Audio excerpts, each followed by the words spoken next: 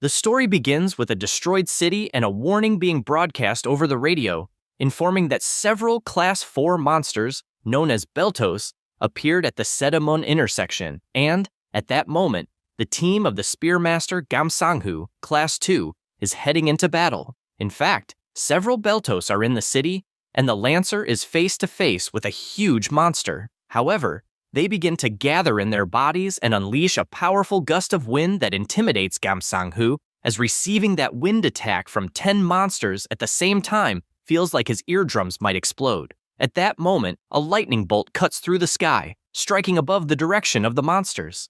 The Lancer is confused by what he is seeing, as a flash simply appeared out of nowhere, and in the same instant, the heads of all the monsters were cut off. The Lancer watches this without understanding what happened, as all the Beltos in front of him were eliminated at the same time. His companion praises him for having finished off so many monsters at once. However, he says he didn't do anything, especially because he's not a specialist in large area attacks. She becomes confused and asks who it was. He says he doesn't know and wonders if there is possibly another unit besides theirs. She replies there isn't, as she hasn't heard of any others.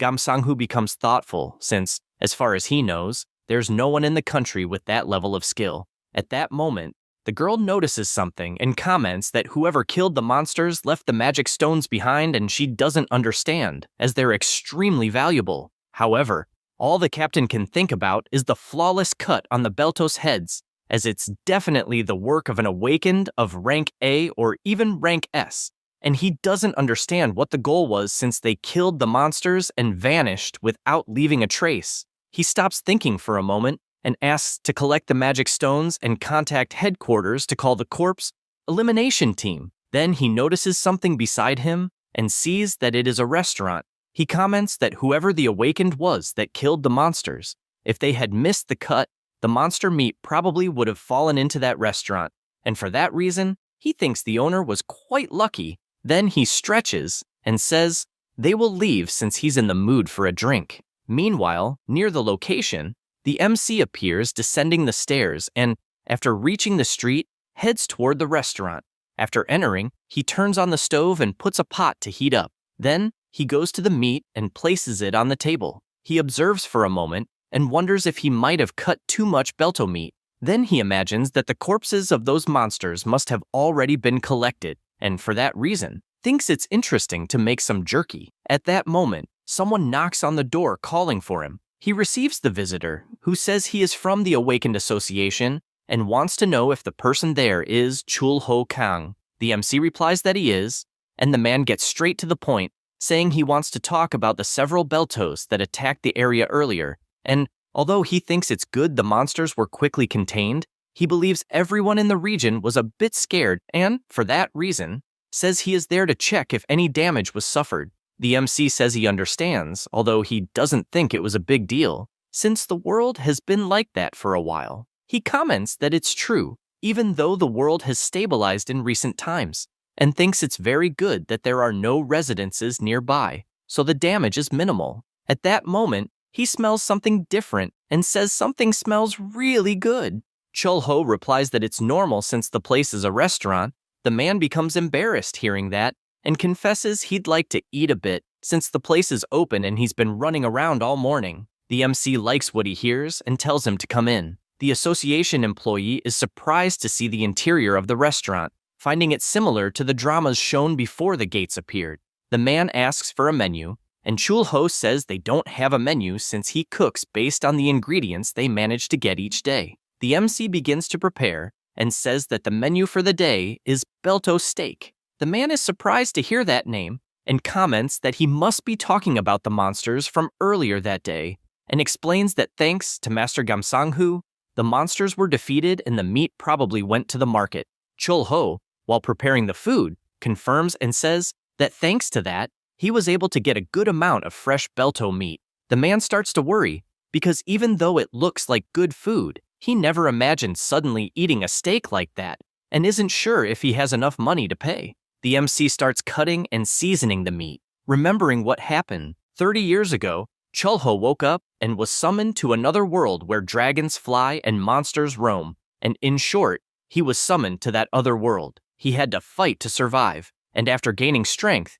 even surpassing dragons, he finally managed to defeat the Demon King. Because of that, he was able to return to Earth, but the city he knew was no longer there. While seasoning the meat, he imagines that during the 30 years he spent in the other world, he fought the Demon King and saw so many monsters that he got tired of it. And because of that, he mastered all their characteristics, weaknesses, and how to fight them perfectly. But seeing people after he returned, he wondered if there was any need to intervene again. He keeps preparing the dish while imagining that the people of Earth, with their own ways and rules, were protecting the world. Finishing his thoughts, he pours the sauce on the meat and smiles as it's finally done.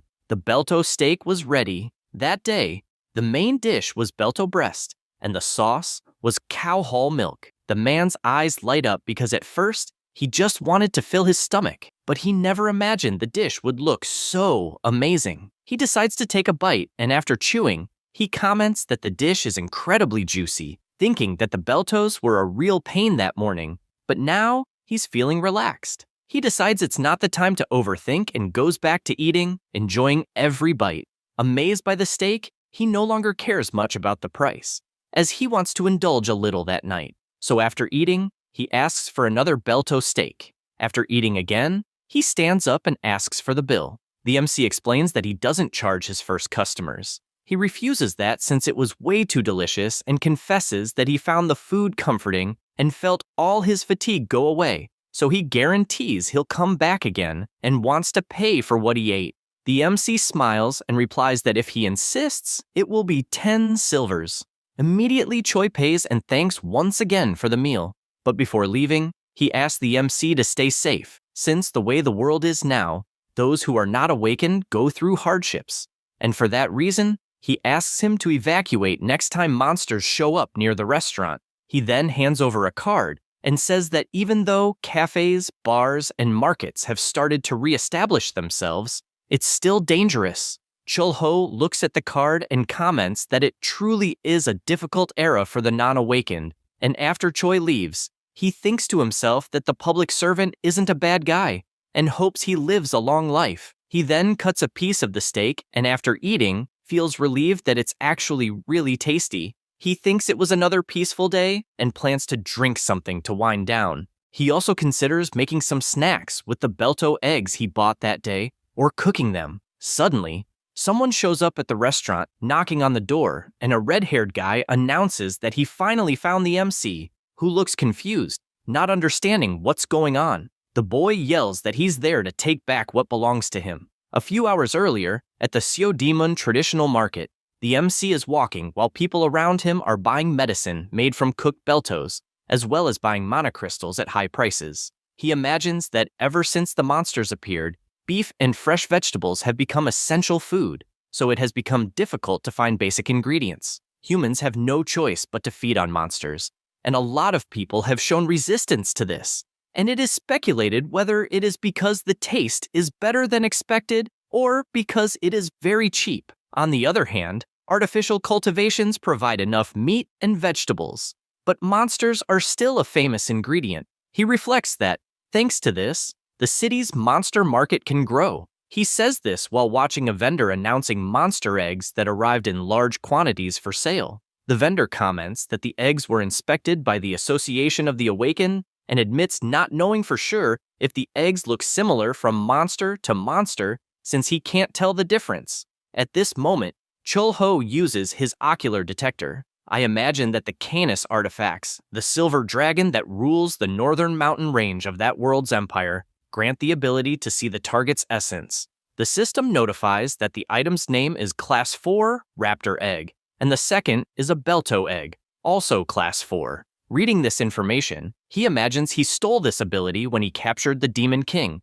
and so far, it is one of the artifacts he uses the most. He checks the information on all the eggs and realizes they are from Belto, A-type, Triceraptor, among others, and finds it interesting to be able to know the power and tendency of the target and tell if someone is lying or not, although he doesn't like to use it much on people since knowing the truth would only bring regrets. Thinking about this, he tells the vendor he will buy all the eggs. However, he finds it strange since, for some reason, there is no information on his system about one of the eggs.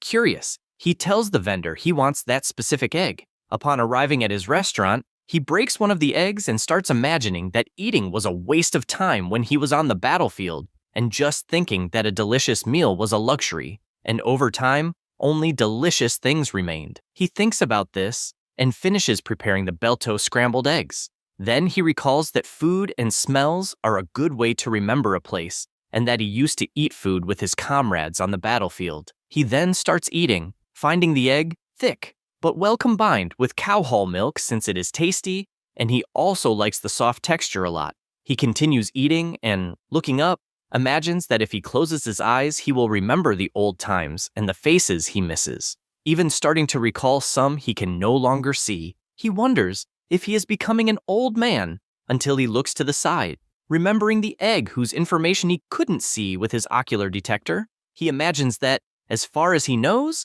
a dragon artifact is naturally formed when a dragon is born, receiving its power, and that is why it exerts a powerful force on other beings, but cannot be used on its own species.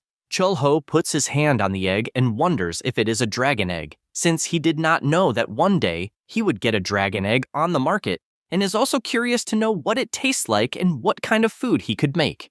At that moment, the redhead arrived and, looking around, asks if this is a restaurant until he shouts that he is looking for his merchandise and, without thinking twice, points to the egg. Immediately, the MC activates his ability and imagines that he is also unable to see any information about the person in front of him, and, since he is looking for the egg, he asks if he is a dragon by any chance. This question scares the guy. Chul-ho thinks again that it is surprising that dragons also exist in that world, although he had his suspicions. At that moment, the redhead starts to catch fire and, irritated, shouts wanting to know how he knows his identity. Then once again, he orders him to answer his question. The MC responds that he has no intention to fight and reveals that he has an artifact called Ocular Detector, and that dragon information is the only one he cannot see, which is his case. He gets furious upon hearing this and questions why the dragon artifact is in his hands. Chul-ho finds it interesting that his visitor knows the ocular detector, as that will make everything easier, but the dragon soon points out that the MC is not a normal restaurant owner. Besides not understanding how he can stay so calm in front of a dragon, Chul-ho asks to grab the dragon since he is happy the owner showed up to pick him up, also ordering him to clean everything before leaving since it keeps catching fire. However, the redhead does not like the way the human is talking to him until he looks up and notices a knife made from blue dragon scale and asks if it is a weapon by any chance. The MC replies that it is actually a knife, but can also be used as a weapon, although he usually only uses it in the kitchen. Khan also smells the cutting board and concludes it is made from dragon bone, which irritates him even more because the value of dragon bones, including scales and meat, is very high, yet he sees a human using it as a kitchen utensil and cannot believe someone killed a dragon for that purpose. So he warns he will not forgive. Because of this, he starts emitting even more energy, creating a powerful ball of power, and shouts that the insect in front of him must die. Chul-ho takes a deep breath and asks if it is really that hard to clean up the whole mess. The dragon ignores him and unleashes his power. The MC uses his power to pull a pot and laments that dragons are so annoying, then, with a single move, completely dissipates the power, leaving the dragon confused about how that is possible. Then he advances and hits the cheek of the fire-haired one squarely, since he needs to teach him a lesson. Khan enters a sort of dream as he recognized the MC's voice. At that time, Chul-ho was warning that he would capture the Demon King, and so he wants to get straight to the point, asking to hand over the artifact since no one is using it, and warns that if he does not cooperate, he will hit and steal it. The colossal dragon in front of him laughs because he is seeing a human talking nonsense, so he gets closer and closer. However, the baby dragon stretches his paw and thinks he cannot do that since he saw it 30 years ago, so he recognizes him and knows his father will get a beating. At that moment, the MC notices there is a child there and warns that he should not be watching. Only then does Khan awaken again and return to reality. The MC asks if he is awake since they need to talk because he wants to discuss the cleaning of that restaurant, and after it is done, he will let him take his things to leave. But before that, he warns that he really does not like dragons for personal reasons, and, therefore, if he does not obey, he will have to resort to violence. Hearing this makes the dragon completely terrified, so he immediately goes to clean up the mess he himself caused. Chul-ho takes advantage of the moment to ask if he might not be a native since he knows the ocular detector. He replies that he was born on the continent Espan and not long ago landed in that world due to a crack in a dimensional opening. The MC finds it interesting that this continent is connected to their world and is no longer surprised by the monsters being familiar since they probably also came from Espan. Then he comments that in that other world's territory, his own name is Lycas Miro, but on Earth his name is Chul-ho Kang, and asks if he has heard of it. Then he orders him to work faster, and the dragon, upon hearing the name Micus, starts to sweat nervously because he was sure who the restaurant owner was. After that, the MC notices the cleaning was very good and lets him take his things back. Khan decides to ask why he did not return his father's artifact after he eliminated the Demon King. He is confused by the question and asks who the hell his father is. The redhead replies that it is Rex Ekmund. He is surprised to learn this, although not shocked since the auras are somewhat similar, and thus he deduces it is the baby dragon who was there that day. Then he sees the boy trembling and tells him to come closer, warning that he will not hit him since he stopped hitting dragons more than 30 years ago. Khan does not believe that since he got hit with a pan in the face moments earlier, so he asks him not to lie, because although he does not know about human age, he is sure the MC has not aged at all. He asks how old the dragon is, and the boy replies that as far as he remembers, he is a little over 50. Chul-ho thinks the dragon's age is cool and says he himself is 60. The redhead is surprised, wanting to know if by any chance he is an elf and lives hundreds of years like them. The MC asks why and if he is that beautiful, then warns that the punishment was the remedy for disobedient dragons at that time. The boy is scared until the MC starts laughing and says it's funny to see a dragon walking on eggshells because of a human. Khan retorts that obviously even dragons are afraid and points out that the MC was one who killed his species and therefore wants to know if he plans to kill him. Chul-ho replies that apparently there is a misunderstanding since the scale knife and bone board were gifts and admits he beat some dragons but never killed any. Then he apologizes since his father's artifact broke in the fight against the Demon King, so he couldn't return it even if he wanted to. Khan is surprised hearing all this, and the MC apologizes once more because he really needed the artifact, then invites him to drink. But apparently there are many questions. The dragon, after a few sips, says he can't drink with a mere human, but soon falls on the table drooling from being so drunk. He says that the MC is probably the first human to drink with a dragon and should feel proud. He finds it interesting since he earned another title of first human, then asks if by chance Khan laid the egg and praises him since it's amazing for a young dragon. The boy gets furious, saying he's male and obviously males don't lay eggs, and says the egg is his younger brother's, telling that a dimensional rift opened recently in their lair and their parents were away. Chul-ho asks how long he's been in that world, and the dragon replies about half a year. He thinks it's a coincidence, since it's similar to when he himself returned to Earth. The boy reveals he heard the MC disappeared after killing the Demon King, and asks if he didn't return immediately. He answers that he had some things to settle, and that's why it took some time. The redhead, quite drunk, says he found it interesting but questions why he's hiding in a useless restaurant after saving the world, disappearing and reappearing in another dimension. He also points out that a monster like the MC could easily take that world. Chul-ho asks if he really thinks so, and the boy angrily slams the table, saying humans are like that, always after power, war, and greed, and questions if when the MC destroyed the Demon King and saved the world, humans didn't start fighting each other. He thinks about it and says it makes sense but has no interest in those things since he's tired.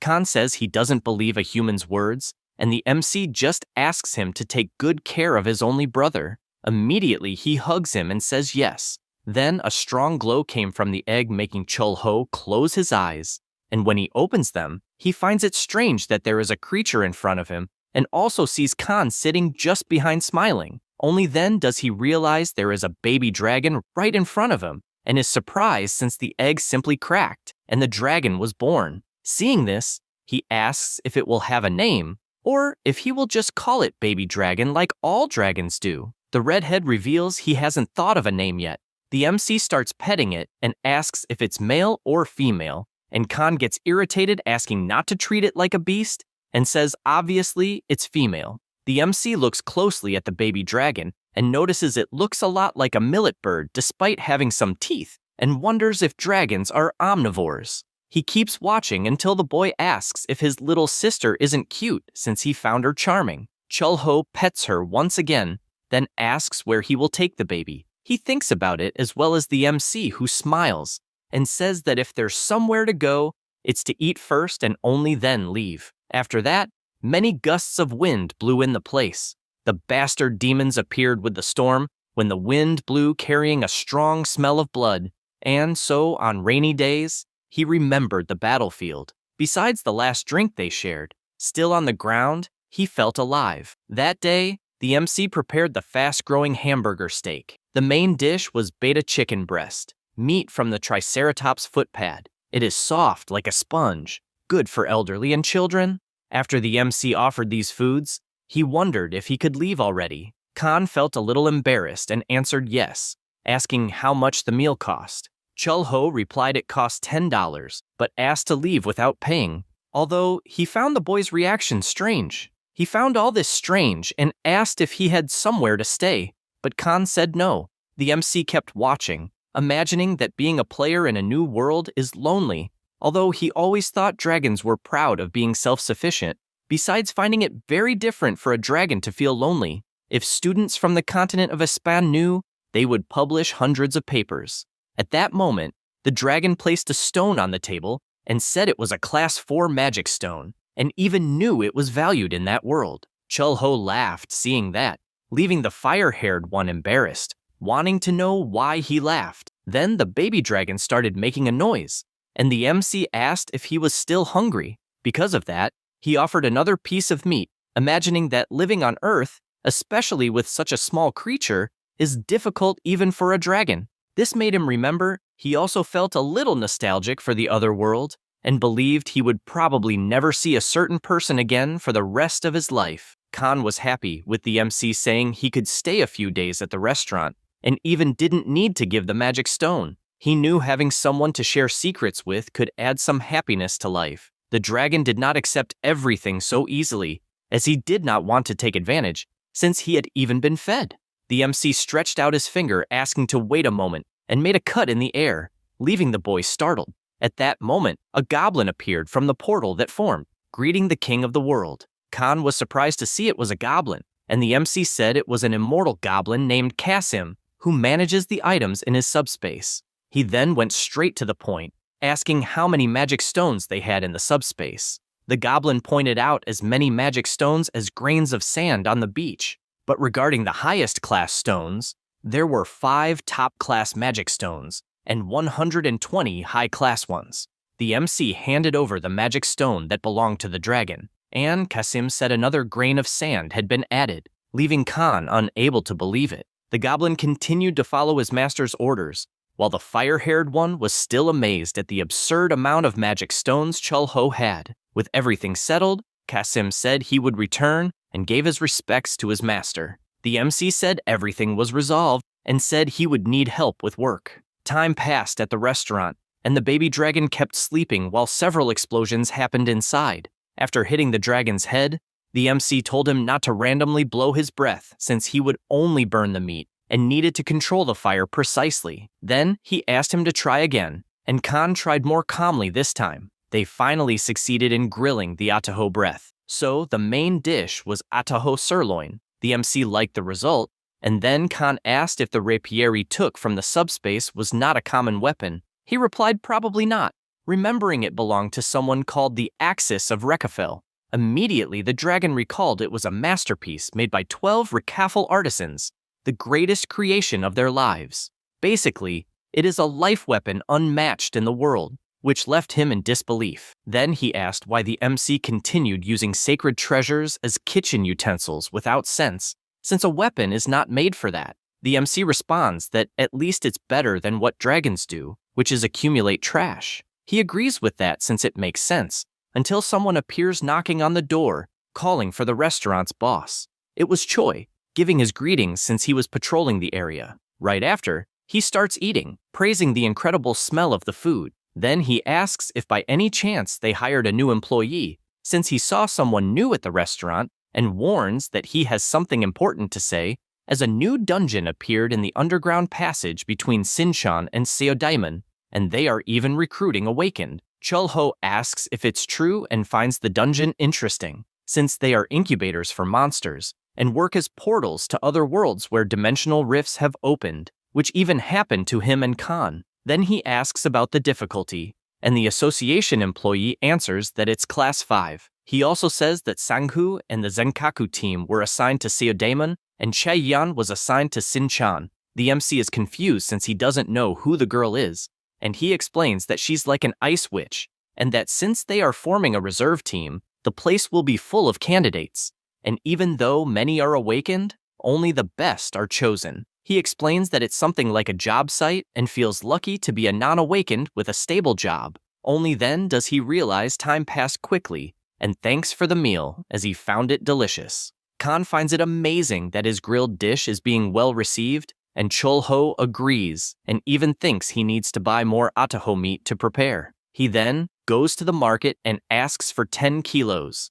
At that moment, someone shouts for attention, saying those who want to participate in the raid should form a single line. He recognizes the person as familiar until he looks closer and concludes it's the spear mage named Sanghu, an awakened of Class 2. And he didn't know the raid recruitment was happening in that area. He knows that nowadays dungeon raids are called raid parties, and it's similar to the old game system. Since he used to play a lot back in the day, it helped him understand things faster. Also, the world is practically turning into a fantasy RPG, so it's natural that game terms are used. It's not the only similarity, citing tanks and healers treated as nobles and DPS appearing excessively, and he believes that because of the variety of styles, many people awakened as DPS. He barely says this when he hears a guy asking if there's a spot for DPS but is rejected since they need healers at the moment. He remembers Choi saying most awakened have families to care for,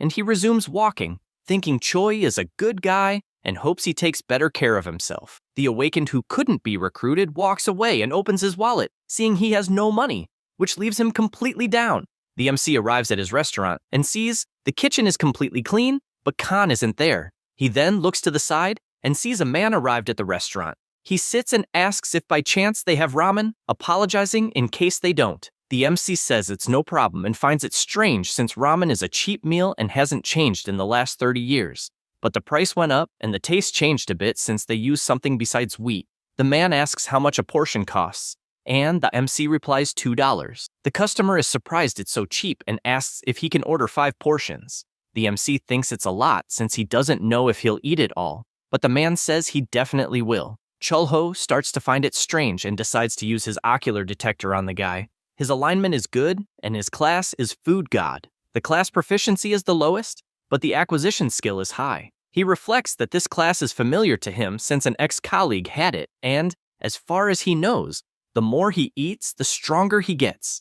Besides the quality of the food affecting the result, basically, eating high-level monster meat brings significant gains. However, it is quite weak at first since he is always hungry until reaching a certain level. He knows that when he masters the class, things get better, and concludes that the man is still at the beginning. He grabs the ramen package and announces that it is ready. The dish is extra-large ramen with grilled ataho meat topping. The man, confused, picks up the piece of meat with chopsticks and asks what it is. Chulho tells him not to worry since it is on the house. He says this thinking that good people always have hard lives, and knows very well that in times of chaos, the good are the first to fall, and believes that if the guy's alignment were not good, Botu would probably have ignored him even with that ability, and he believes that because he has a high acquisition, that food will have a good effect. Seeing the man still not understanding why he received that extra food, the MC explains that in that restaurant, they take good care of first-time customers so they come back. He doesn't hesitate and starts chewing like crazy, immediately thanking for the meal, and is amazed by the taste, praising both the meat and the smell, even without knowing what it is. Then he starts devouring the ramen, to the point of drinking even the broth from the pot, leaving it completely clean. After the meal, he thanks since he hasn't had a good meal in a long time, and the MC asks him not to say that since he is happy, he liked it. The man starts to reach for his wallet in his pocket, but drops several things on the floor, like some money and something the MC notices, which is a tie. He hands over the money and apologizes for being dirty, and thanks once again for the delicious meal. Before leaving, he says he will return soon. Khan appears since he hadn't noticed his boss had returned, and all the MC thinks about is the man's dirty clothes. But the tie was new, and he wonders if maybe he was trying to impress someone, until he remembers that the man was leading a hard life in those chaotic times. And not long after, he heard again, since that same man was standing in front of the portal, and that was when the gates exploded. The movement becomes increasingly intense in front of the portal, and the guards keep asking everyone not to invade the barricade. Manhwa asks if there is anything he can do since he is an awakened. The guard asks what his classification is, and he just replies that it is something related to food, and that he has no special abilities despite having good strength. The swordsman makes it clear that the dungeon is no place for a mediocre awakened, especially since his own team returned injured, showing how intense the gate is. He looks ahead at a healer and realizes it is his daughter Majin. He runs and shouts for her, and when she approaches, he asks what she is doing in that dangerous place, since she should be at school. She replies that there are many injured people there, so the school sent some awakened students to help, and she retorts by asking what he is doing there, telling him to leave as quickly as possible. He says he is just worried, but she gets angry, saying he doesn't have to worry because, as he said himself, his only skill is being good at eating. She also accuses him of eating at work all day and not even coming home,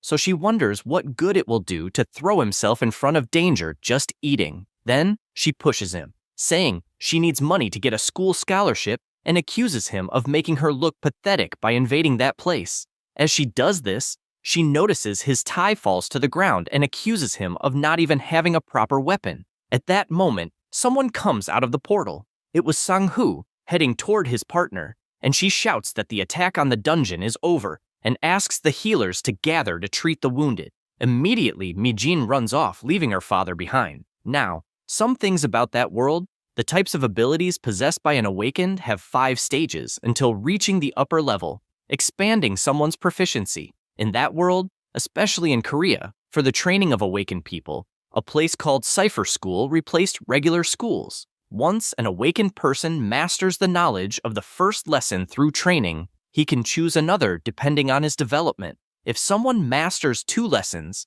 he is placed in class 1 or higher by the Awakened Association. So if someone awakens with a useless skill or has a low level of development talent, it is natural for them to find peace doing something that suits them better. The MC, in his final battle, mastered his 6th lesson. He imagines that after that, he saw nothing else that could get him a higher class. So he believes that is the limit. At that moment, Khan appears shouting that something big happened and says Kyul spoke while eating caramel. The MC is confused by that name and asks if it means orange in Korean. He replies that it was the name he gave his little sister, but says it's not important. Indeed, Kyul was very happy calling her brother father. The MC finds it interesting since he actually heard the baby dragon speaking, but is bothered by the name, since it doesn't seem very Korean. He comments that it was the baby dragon itself who gave the name to itself and, after all, was born in that world. Once again, Kyul calls her brother father, and he is pleased by that. Chul-ho comments that, from what he knows, dragons are born already mastering class 1, and asks what kind of class the baby dragon reached. He replies that he is also curious since they will have to wait until it grows a little more. At that moment, someone enters the restaurant, and it was Manhwa asking for 5 more bowls of ramen. He approaches the counter and says he was trying to join the Furious Gate group and ended up finding his daughter. He said that if he helped treat the wounded, he would get a school scholarship, but he doesn't like it at all since the place is dangerous. And he confessed he was sad because he couldn't help her at all, and was even asked to leave since he is just one of those near level 7, something a little above a mere civilian. He explains that On the other hand, his daughter awakened with the ability of a healer, and, for that reason, since she was young, she was recognized as a third-class awakener, besides being an exemplary student, and he believes she will be well treated by the Awakener Association. Manhwa says he went to a store since there would be an important class for his daughter and found a tie, although it was quite expensive, but it was necessary to attend the school elegantly. He concludes that it's probably better not to go to the observation class, since what's the point of being a good father if he can't even support his daughter to graduate properly? Speaking of which, it brings him down to the point of calling himself shit, since even in that situation, he is still feeling hungry and, on top of that, calls himself useless because his ability is related to food and he's always eating, and for that reason, he can't find a suitable place. At that moment, MC goes to Khan and asks if he's okay. Chubby Firehair asks if he's crazy since he's talking like a predator waiting for his prey to get fat. He says it's just a joke but notices something strange. Khan says it's just the baby dragon shedding skin and finds it strange the way MC is staring and gets furious, as he wanted to keep it as a memento but is being ignored. After that, the extra-large shortcut ramen is ready, and Manhwa warns that it will be the last time, but Chul-ho tells him not to worry, saying they have plenty of meat left and should just enjoy it. The man starts eating, and MC just watches until finally he finishes the pot, leaves the money on the table, and thanks for the meal, also apologizing for having to listen to that outburst. He tells him not to worry or thank him. Then he thinks a little and calls Johan's attention, saying life really is full of difficulties, but it's always nice when at least one thing is easy. Then he says that for those who live working hard every day, good things still happen from time to time, and asks him to do his best to survive the next day and that he'll be waiting at the restaurant. After leaving, Khan asks why no changes have happened. MC answers that he helped as much as he could, and since the client even ate a dragon skin, he will probably benefit somehow. Firehair admits it's a precious item and asks why he would help a stranger like that. He is silent for a moment and, petting the baby dragon, replies that his father ever had such support. Khan is surprised to learn that he also had a father, which, because of this comment, earns him a punch in the head. At night, Manhwa arrives home and notices his daughter is already asleep. He approaches and realizes she took the tie from the floor. Only then does he notice she is crying, apologizing to her father in her dream. He pats her head, saying it's okay since he also feels bad, imagining people's apologies for not being able to live like everyone else. Besides being a father who embarrasses her in front of friends, and also for not being able to give a comfortable life, but he assures he will always love her. The next day, Manhwa appears running for the last spot at the portal, and the recruiter asks him to please show the Awakener registration card. After checking, the man questions if he's the same person from last time and asks his name. Manhwa introduces himself, and the recruiter immediately recognizes him and warns it will be a problem if something goes wrong and asks him to do his best next time. He says he will pay attention to that. Then the recruiter shouts that recruitment is complete and tells everyone to leave. Meanwhile, MC is walking until he reaches the street and notices something as he sees a bus passing that catches his attention, and there is a big portal closing at the location. Sang-hoo, seeing that, thinks the situation sucks since the portal just closed. At that moment, Mi-jin appears running and keeps shouting for her father while looking at the portal. After the group enters the portal, the leader orders them not to disperse while defeating the monsters. He barely says that, and the dinosaur appears attacking Manhwa, who, startled, lands a full punch and is surprised since he strangely feels strong, besides not feeling hungry, and doesn't know why. Suddenly, a girl asks what is happening and points to a fissure inside the dungeon.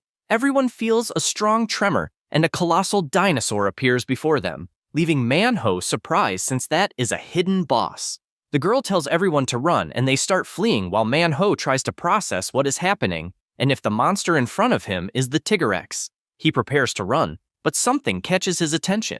Since on the monster he defeated there are mana crystals, he quickly realizes they are Class 8, and if sold, he could earn weeks of work in compensation. However, another Awakened shouts to leave immediately, but he refuses to leave the crystals behind. At the same time, the boss lunges to bite him, but he counters, flying away while in the air. He reflects that it's really pathetic, as his daughter imagines, since even in the end, he was a fool. He remembers when he met his daughter and also her crying while sleeping, besides moments when she was happy or even when she was a baby crying all the time. His next memory is of her as a baby, and because of that, he wakes up to life and begins to get up, as he does not want to die like that, since he would leave his daughter completely alone in that world. He looks at the dinosaur, which stomps firmly on the ground and charges to attack. He refuses to accept dying there and screams with all his strength, landing a full punch on the monster's mouth that releases a colossal energy from his fists, leaving even the mustached man surprised, since he doesn't know if the effect is due to leveling up. Manhwa is surprised to see that aura overflowing and wonders if he paralyzed the hidden boss, also noticing that his fist is not hurting and he is not feeling hungry. The monster attacks again, but he grabs the fangs with both hands and keeps pushing, and even being dragged back, he warns he will keep holding as long as he can. Suddenly, Sang-hoo appears and asks why people haven't left yet since the hidden boss is there. People point ahead, saying a man is blocking a Class 2 Tigrex alone. The two generals are surprised to see this since it's admirable, and they think they should get the man's card for future business. At that moment, Manhwa's tendency was good, and his class is Shikshin. His class achievement is medium and skill acquired high. The MC sees this information hidden in the air, thinking the mirror skill works by catching the opponent's attack and reflecting it back, and it's easy to see the damage, but he is very close to a tank. Therefore, he thinks that in terms of Awakened Koreans classes, it's a satisfying skill that could at least be Class 3. He sees Sang-ho carrying Manhwa outside and thinks it went very well, wondering if he should leave too. At the restaurant, the baby dragon was sleepy, and on the radio it was reported that in the dungeon team's third attack, they announced the hidden boss was defeated and said the main role in that team was an awakened Class 7 called Manhwa. Because of that, he became the greatest contributor to the dungeon's conquest, and the team was about to suffer irreparable damage due to the hidden boss's appearance. The MC is happy hearing this, holding the baby dragon in his arms. He notices she gained weight in the meantime. Kyul keeps calling him daddy, but he warns that he's not her father. Then the radio brings new news. Like a thief terrorizing the city who is known for liking shiny things and food, so they ask all citizens to be careful. The MC thinks about this, since they announced a thief obsessed with shiny things and food. At that moment, the baby dragon appears holding a cup full of water, and he asks if it's for drinking, and he is going to do that. But Khan appears asking not to drink since the water contains many germs. MC questions why he appeared so early with such a heavy aura. He just comments that the baby dragon learned about Passus from a picture in a book, and that's where he extracted it. Chul-ho asks for more details. Sometime later, Choi was already at the restaurant tasting kimchi and even found it delicious. MC comments that he recently got good ingredients from the Sinshan area. At that moment, more customers enter the shop. It was Manhwa announcing he is with company that day and points out that that is Captain Sang-hoo. He gives his greetings and says he has heard very well about MC, who is surprised to see he is extremely polite.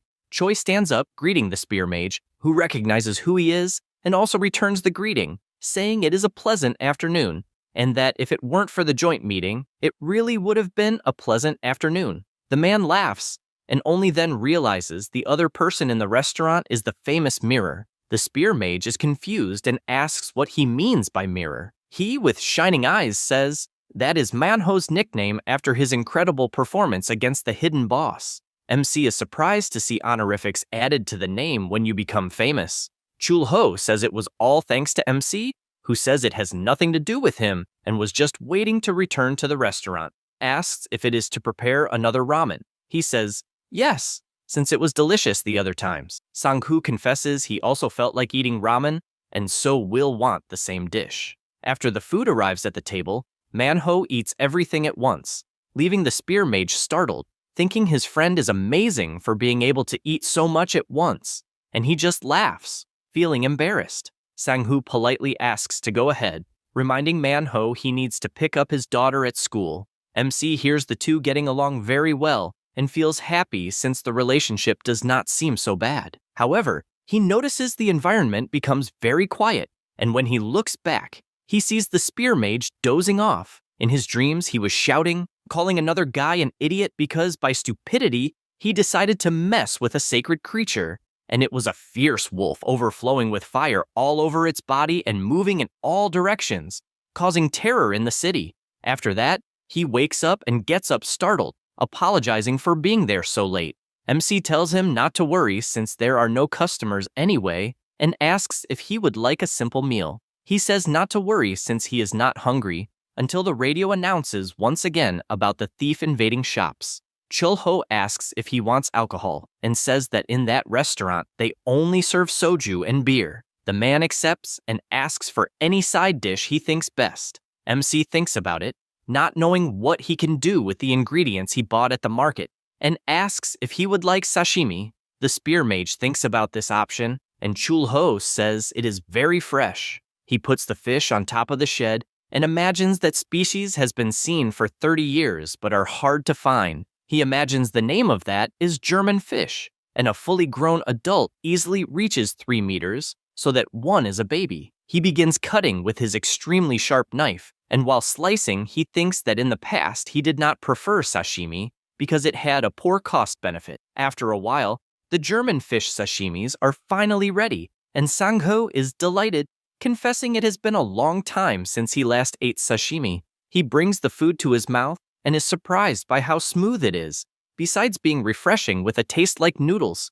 Immediately, he drinks soju to accompany the food and feels happy with how tasty it was. He comments that he is finally off work after a whole week and says the urgent problem was solved and therefore he got about 2 days off. After all, there were many days of fighting monsters, and basically every day was a relentless battle. Besides being psychologically exhausting since the monsters never ended crossing the dimensional portals. He looks to the side talking about his spear and says it is a weapon given to awakened of Class 2 or those who graduate from Cipher School. It is a weapon made from a mineral called adamant and is incredibly good at absorbing mana. He feels strong pride in it since he can save the world with his skills and fears nothing when he is with his weapon. He says that when he faced the real world, his pride vanished without a trace, and he still wondered if there was a god above the heavens. Then he stretches and says it has been 10 years since he was assigned to the elite squad, and MC reflects that he was also like that. He thought that the day a person realizes they are not a big deal, this applies not only to the awakened, but to anyone in any field. The MC serves the drink again, and asks if by any chance Sang-ho is not the guardian of the city, or at least one of the 5 guardians of all Korea, which is pretty amazing. The spear mage confesses that the future of many people depends on himself, so sometimes he thinks the burden is too heavy to carry. The MC asks if there is any particular memory he remembers, and he says yes, and tells a specific one about Gumiho. On that rainy day, he was running with his partner, wanting to know who was the idiot that disturbed the Gumiho's sleep. She answers it was a knight, and he gets annoyed since he does not understand why someone of Class 2 would do such a thing. They arrive at the place where the huge firewolf was, and its size was colossal. He explains that creatures with exceptional intelligence are usually called sacred creatures and even called monsters beyond classes. The exact reason is unknown, but these creatures are not offensive to humans. However, there have been no records of them launching a preemptive attack in the last 30 years. So in his memory, he found the guy and ran to ask why the hell he did that. The knight turns and scares both of them, and once again, Gumiho appears. The camera calls to everyone. All they could do was ask to form a line since the creature is beyond classes. His order was for the loading team to move forward, and everyone advances toward the huge firewolf that without thinking twice begins to charge its energy and shoot huge fireballs that people could only watch frozen while everything caught fire. Sang-ho kept shouting not to look directly at the firetails since it causes hallucinations, but because of this distraction, he did not notice a fireball approaching. Immediately, his partner steps in front and activates her shield, protecting them from the attack. Then, she looks to the side and tries to create shields toward the monster. He positions himself once more and starts running, jumping between the shields to get as close as possible, and upon reaching the top, he aims his spear at the monster's mouth and looking fixedly into the wolf's eye, he notices the creature had tears coming from its eye, and this surprised him. but it was too late to think about anything since the attack hit the creature squarely, defeating it. Back to the present, he explains the monster's attack lasted all night, and when they finally managed to defeat it, they heard some screams amidst everything. It was the Gumiho's cub, and he couldn't believe seeing that. He explains that an eagle released by the night went hunting and hunted the fox's cub, and when the mother left the nest for a moment, that's when everything happened. He keeps drinking his drink and says it was probably a mistake, since the knight was a prodigy of cipher school, and stresses that they cannot make such mistakes under any circumstances. The MC asks if there really was a cub, and he says yes, and that unfortunately, they eliminated it. He also says that despite the process, everything ended that way, and there was nothing they could do. The MC said it was a good choice, and he laughs, agreeing. Then he stands up and apologizes for talking too much, although he thinks it's because he is drunk, and therefore asks for the bill, also requesting to pack the sashimi to go since he liked it. After leaving the restaurant, already at night, he starts walking and becomes thoughtful about these memories. He ran to the knight, questioning why he messed with a cub of a divine creature. He apologizes, but it is not enough since the spear mage points out that many people died, besides the chance of the city being destroyed. He continues thoughtful about this and just keeps walking. Meanwhile, Chulho reflects on the Gumiho, since it was a monster he saw during his time in the other world, and knows that unlike the monsters led by the king who invaded the continent, they were favorable to humans. In fact, there is a saying in the eastern continent that a man should bow 3 times before passing by a mountain guarded by a Gumiho. He thinks he hunted 2 of these monsters and regretted it both times. But unfortunately, these memories are never forgotten. Sang-hoo keeps walking and sees the delicious sashimi in his bag. He thinks he can't wait to eat until he is startled by 3 fireballs coming toward him. Actually, it was the Gumiho cub, and all Sang-hoo imagines is that he can't kill it since the day he met it, he didn't have the courage. He offers the sashimi for the baby fox to eat and wonders if he couldn't kill it because of the desperation in the dying Gumiho's eyes. He imagines he is definitely unqualified as a guardian and asks how many mana crystals the creature stole and ate to already have 3 tails, mentioning that there is even an article about the little thief, which is the fox. The Gumiho starts eating the sashimi and he grabs it from behind. The angry creature launches its fireballs but not intending to hit. He asks it to listen carefully and warns that he can no longer allow the thefts to continue, and since the association will take action soon, he asks it to leave the city to live a peaceful life. Then he pushes it forward,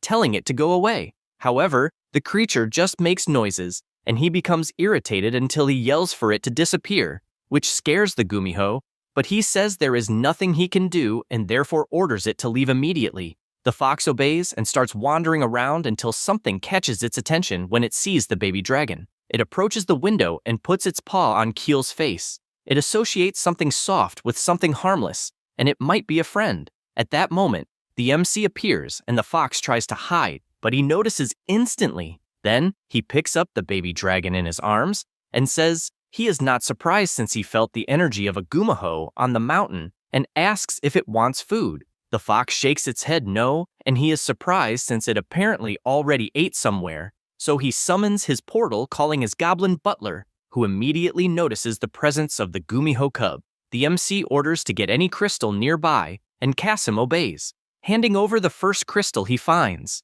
He gives it to the fox to eat, imagining that a Class 1 mana crystal must be very advantageous for growth. After biting the crystal, its whole body begins to overflow with powerful energy, but then the MC tells it to leave, and the Gumiho hops away between the houses. After stopping on a pole, it thinks that soft things are harmless, and knows that even though Sang-hoo pointed a spear at him, he is a kind person, so it begins to cry because it doesn't know if it will see him again. At that moment, the spear mage is lying down looking at the stars, and can only think about how quiet the night is. He can only think about the fox, so that she doesn't return and can live well. Now, about the Korean Association of the Awakened, it is the place where the awakened records, unbearable status confirmations, and damage prevention to civilians are monitored. There are awakened of Class 2, who are the Ice Sorceress and the Spear Mage, as well as the Knight, the Blade Queen, and the Magician,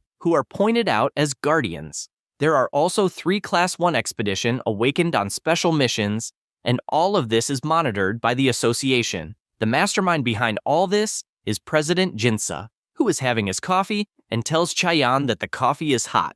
She replies that the reason is because it is summer and asks if she should make something cold. He tells her not to worry since summer was made to be hot and asks if the mandrakes disappeared. She answers yes. Mandrakes are plant-type monsters that grow buried in the soil and, when they feel threatened, release a poison that requires a special antidote within a radius of 1 kilometer, and for that reason are classified as monsters. Also, even if there is an antidote, if someone tries to dig them up to remove them, the monster will scream loud enough to cause instant death in low-class awakens or ordinary people. Chaeyeon says that 13 mandrakes completely disappeared and that there are no traces or anyone entering, so it is a strange incident. He laughs hearing this and questions, since when tuberous vegetables have feet to run away. She suggests that the plants might have just melted and disappeared. He asks them to come in first since he will call Gabby to discuss the matter. The Ice Witch asks if he is referring to the cat shadow and if she has returned.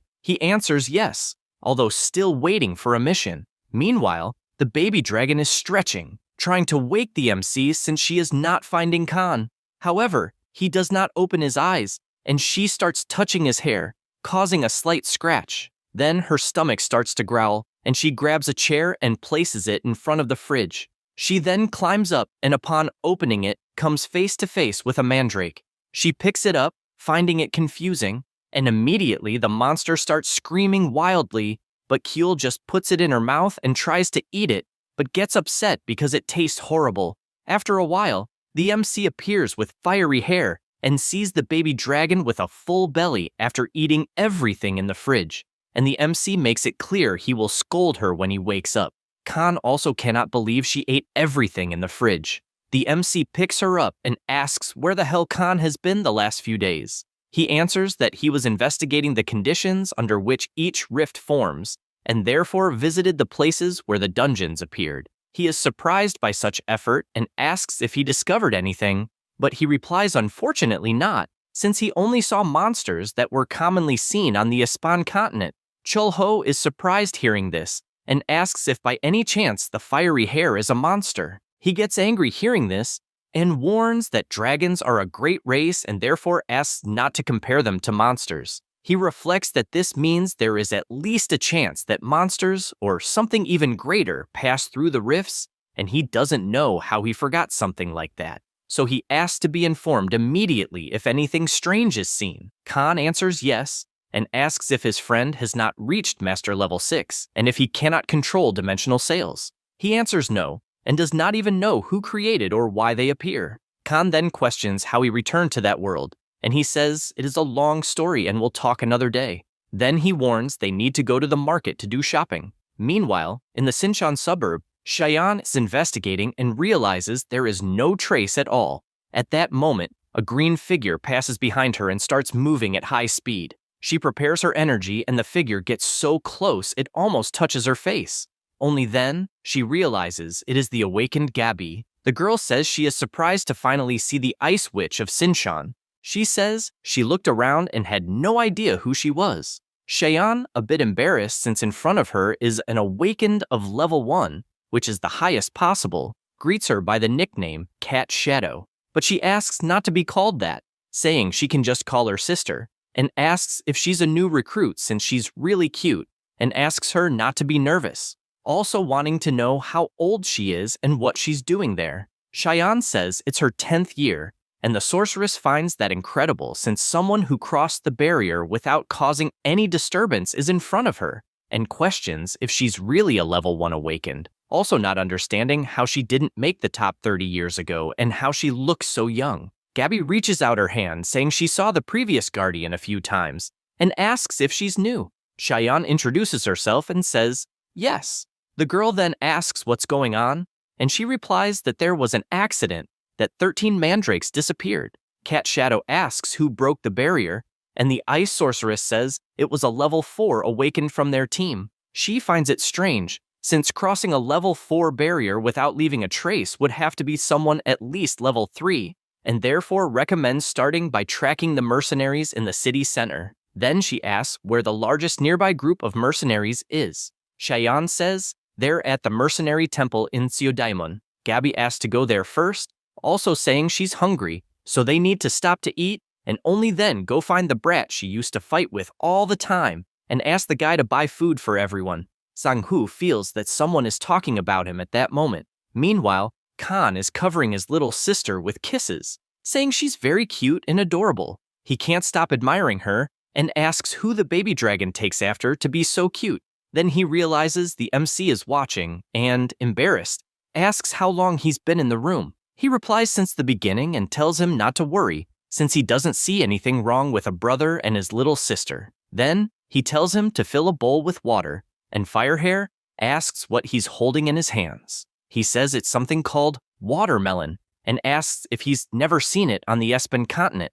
Khan says it's the first time he's seen one, and asks if the red part is meat. He says no, and that at first he thought it was a fruit, but apparently it's classified as a vegetable. Then Khan picks up a chicken and asks what it's doing there. The MC says it's a chicken, but he says he already knows what a chicken is. This surprises the MC enough to ask if they existed on the Espan continent. Then he shows a mandrake, and Firehair, knowing what it is, asks where the hell he got one. He says he was out walking and picked it up from the ground, and starts to imagine that mandrakes absorb heat energy and help the body cool down. He also knows they have a coarse texture and sweet flavor, and that's why they go well with both hot and cold dishes.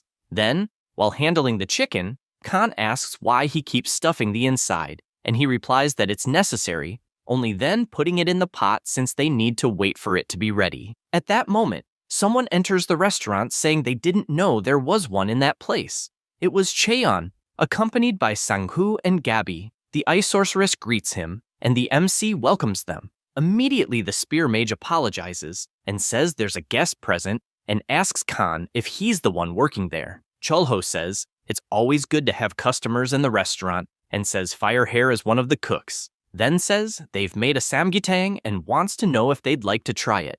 Gabby quickly asks to be excluded since she's vegetarian. The MC thinks about it and finally serves the samgyetang and cubes of mandrake kimchi. The awakened are surprised by the appearance, and Cheon doesn't waste time and takes a bite of the chicken piece, finding it absurdly delicious. With sparkling eyes, she says the kimchi is absurdly refreshing. Gabby just keeps watching from afar, and the MC asks if she's really a vegetarian. She replies yes, and asks if there's any dish in that style. He says he doesn't know much, and asks if by any chance she'd like to eat a watermelon since the restaurant has some. She gets excited because she loves eating watermelon and asks for a bit. The MC starts preparing since there are many ways to enjoy a watermelon, and it's tasty, sliced, frozen, or blended. He decides he'll try a different method, first scooping out only the flesh of the watermelon and cutting it into small pieces. He decides he'll also add other fruits like berries or kiwi. Then he thinks, I can put it inside the watermelon. He adds a fizzy lemon drink, and finally, his watermelon and fruit punch is ready, and Gabby is happy because it looks really good. Cheyenne uses her power to add some ice cubes to the watermelon, and the MC is surprised to see that she's an awakened. Sang-hoo says the girl is the ice sorceress who protects Sinchan. She says she doesn't like that title or any kind of nickname since she finds sorceress very strange. She also says that at school, there's something called a battle royale that happens every year, and she got caught in the opponent's trap, ended up completely exposing her final move, and tried to play it cool, but that seems to have been a big mistake, and that's why she's sulking, saying she messed everything up. Chulho thinks all kinds of shooters keep showing up one after another, so when he looks to the side, he thinks Gabby is on another level, since just her presence makes it obvious she's at Guardian level or above, and he also thinks she's beautiful. The girl smiles, thanking them for the meal, and that just makes him think she's even more beautiful with that smile. After everything's done, the dishes go to the sink, and the two start washing them, with Khan commenting that Gabby is very pretty. The MC agrees, and he goes on to say she's a very pretty girl for a human and doesn't even seem like a person. He says she's an elf and, after using his detection eye, sees that her alignment is neutral. Her class is Ghost God Stealth Charge. The class mastery is medium, and her skill proficiency is high. Khan is surprised since he doesn't know if it's really true, and if it is, he wants to know how he knows that information. He replies that he confirmed it using the ocular detector, and that since the girl has the ghost god trait, it's a class that only elves can have. Firehair asks if that race doesn't have pointed ears, and whether the girl didn't recognize them. He answers no, since she doesn't have magic detection ability. He says that and thinks that apparently it's not just monsters coming through dimensional gates, and that other races must also be living on Earth. So he concludes that someone might be hiding their true form, pretending to be someone else. Suddenly, he yells for Khan and tells him to make something unique to eat. He asks how he should help. The MC replies that he just needs to grab the spoon since they're going to make watermelon juice. After the three awakened ones leave the restaurant, the ice sorceress laments that the lead was false. Sang-hoo, the employee, comments about the rat that disappeared and, while fleeing, wonders if they shouldn't consider the possibility that the mandrakes disappeared naturally. Gabby asks what the hell he's talking about, and he just says it's a senseless case since there's no evidence, no witness, and no victims. Cheyenne starts thinking the same since even someone like Cat's Shadow, who's level 1, investigated and found nothing, so the answer must be in a different direction. Sang-ho points out that maybe someone even ate them. That catches Gabby's attention since she finds it very suspicious because there's no evidence, and the whole place is quiet even though something is happening in the city, and that's why she says she'll report to the higher-ups what they discovered.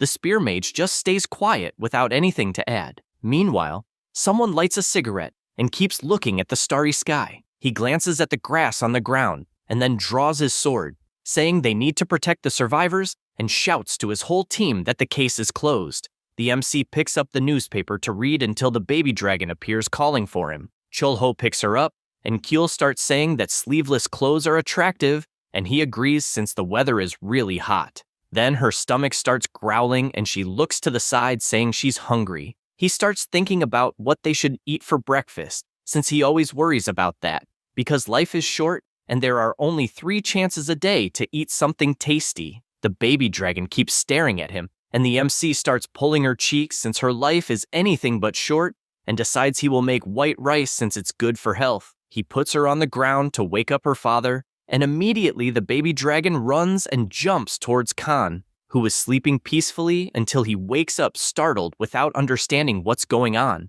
and all the MC does is laugh at the situation. Moments later, the dish is ready, and that day, it was Belto egg and vegetable bibimbap. Firehair is excited since it smells really good, and after mixing the pot well, the 3 decide to try it and are amazed by the delicious flavor. After everyone is full from eating so much, the MC comments that the baby dragon is acting weird since she always falls asleep after eating. Khan comments that the baby dragon is still a newborn and soon they'll be able to know her class, since at that age they usually eat and sleep a lot.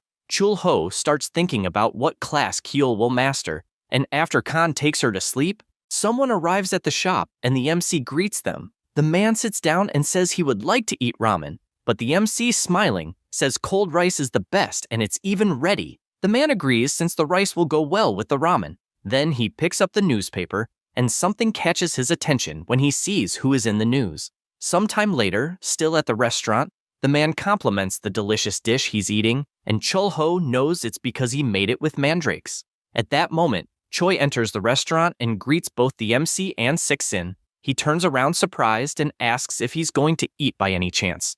Choi explains that he doesn't have much time to eat and just stopped by to say hi. The MC says the summer hardships have probably arrived, and he replies that he's really struggling to survive, but happily says he felt his energy increasing after eating a lot, and Chulho knows that's thanks to the mandrakes. At that moment, the association employee tells Sixin that the Lancer has been feeling agitated recently. He draws the MC's attention since he changed his expression and explains that the Lancer is part of the Temple Mercenaries and is retiring that day, which is why everyone is in a state of emergency. Chulho asks what he means by retiring, and he replies that unfortunately, that's it, and that everyone admires him deeply. The MC, still confused, asks if something happened, and he replies that there was an accident 10 years ago in the past, when monsters passed through the Seo Diamond Gate, and it was Sang-hoo's first mission, and at that time, 4 of the 5 Soul Guardians died in the process of stopping the Great Invasion. He reflects on Taizhuang, who is classified as a level 3, awakened but whose true power far surpasses what level 3 is capable of. He is an exceptional leader and a commander on the battlefield, and many people owe their lives to him, so they respect him greatly. The association president also reads the article in the newspaper and says he already knew this would happen. At that moment, someone knocks on the door and he tells them to come in. It was Taizhuang. After they sit at the table, the president asks if he's really going to retire and he replies yes. Jinsa doesn't like it at all and starts yelling if it wasn't too sudden since his friend was the one who created the mercenary regiment, and still in the past when he appeared in the city 30 years ago, he was always by his side. Taizhuang places his cup on the table and says that no one does anything alone in that world and that everyone worked hard. He also warns that he is already tired and therefore, I want to lighten the weight of responsibility from his shoulders. He barely says this and leaves, even though they plan to talk again another time. The president becomes agitated, imagining that the spear mage must have become depressed. Outside, Taizhuang is finding the day beautiful until he hears someone calling, saying he is a crazy jerk who apparently has never heard the word hope. When he turns around, he realizes it is Sang-Hu. Back at the restaurant, the MC is preparing a dish until he notices visitors. It was Sang-Hu, accompanied by Taizhuang. The MC says that the dish of the day is homemade Korean meat. He watches and imagines that the retiree seems to be his age, and also notices that the title of Old General suits him perfectly. Taizhuang says he is not in a hurry, so the dishes can take as long as needed. Chul-ho likes to hear that.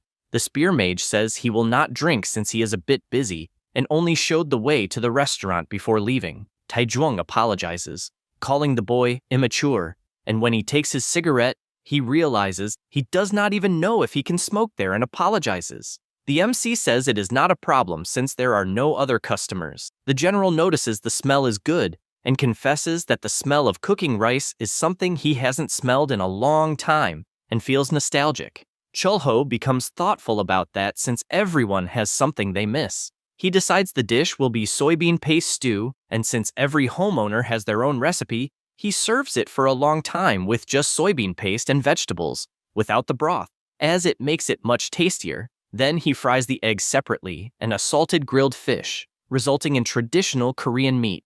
Taizhuang is amazed by the result, and after taking some with the spoon, he puts it in his mouth and his eyes light up. Then he takes the rice and puts it in his mouth too, feeling it really is a homemade flavor. He says he is 30 years old, so his memory is hazy and admits that time flies in the blink of an eye. He begins to say that when he left his city, he thought he would return soon, as everyone wanted to go to Seoul just for survival reasons, and because of that, he will never forget the great final invasion that happened 10 years ago. He continues explaining what it is about, and says that 30 years ago monsters started to appear, and many countries and cities around the world collapsed. And because of that, countless people lost their lives. He also says that at the time he had to take up his sword to defend his hometown, and because of that, his physical abilities improved drastically, and for that reason, he led awakenings, and the people from his city managed to head towards Seoul. He finishes saying that it was the beginning of the mercenary temple corps he created,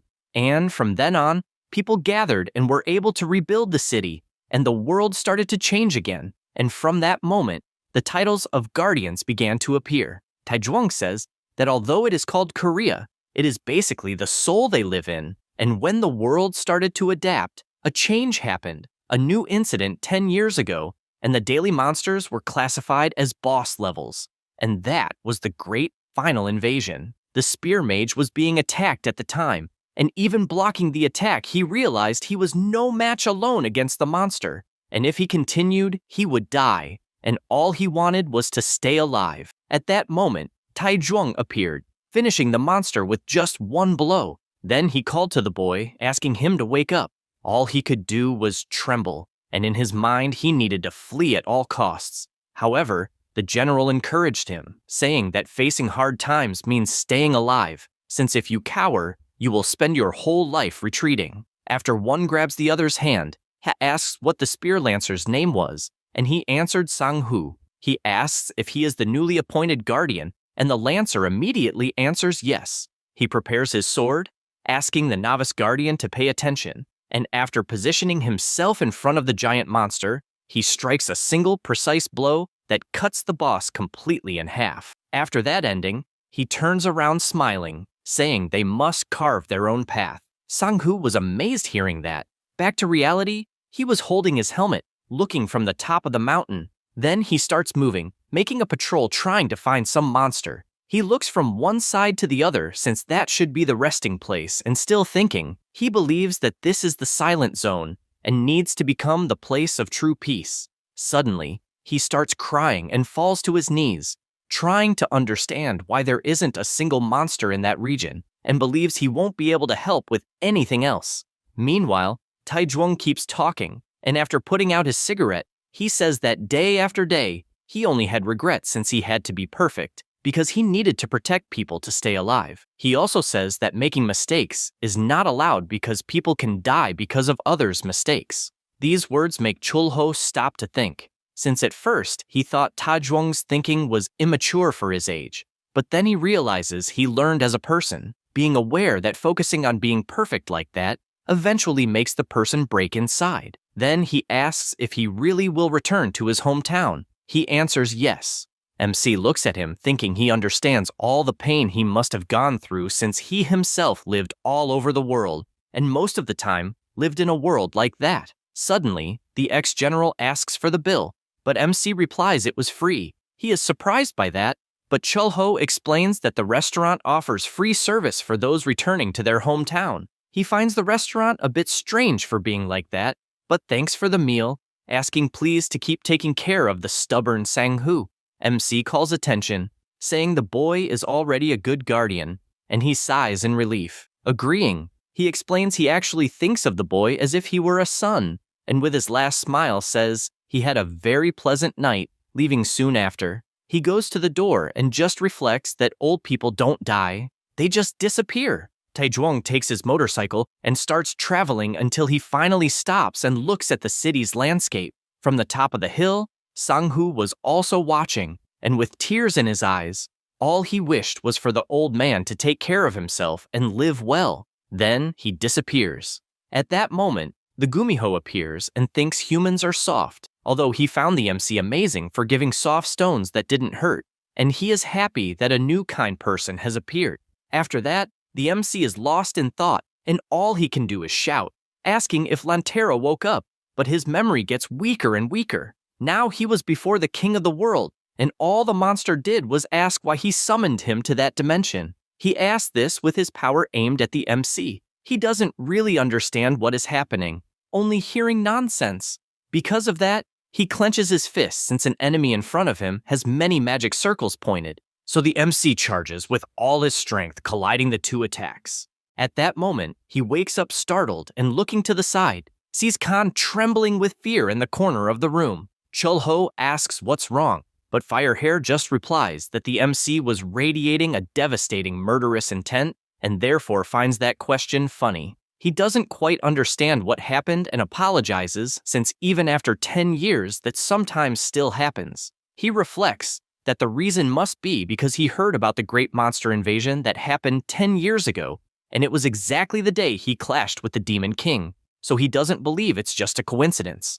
Looking out the window, he believes they will not meet again. After that, he goes to the baby dragon and realizes she is drawing, showing she really is a child. He asks what she drew, and if it was a chicken, and she replies it's today's menu. Then she gets confused and starts drawing again, and he tries to understand if it's a fish, and if, by any chance, she has ever seen a mermaid. Then he picks her up because he can't resist her cuteness. Chulho pets her and says he will prepare chicken for that day, but she will have to erase all the drawings.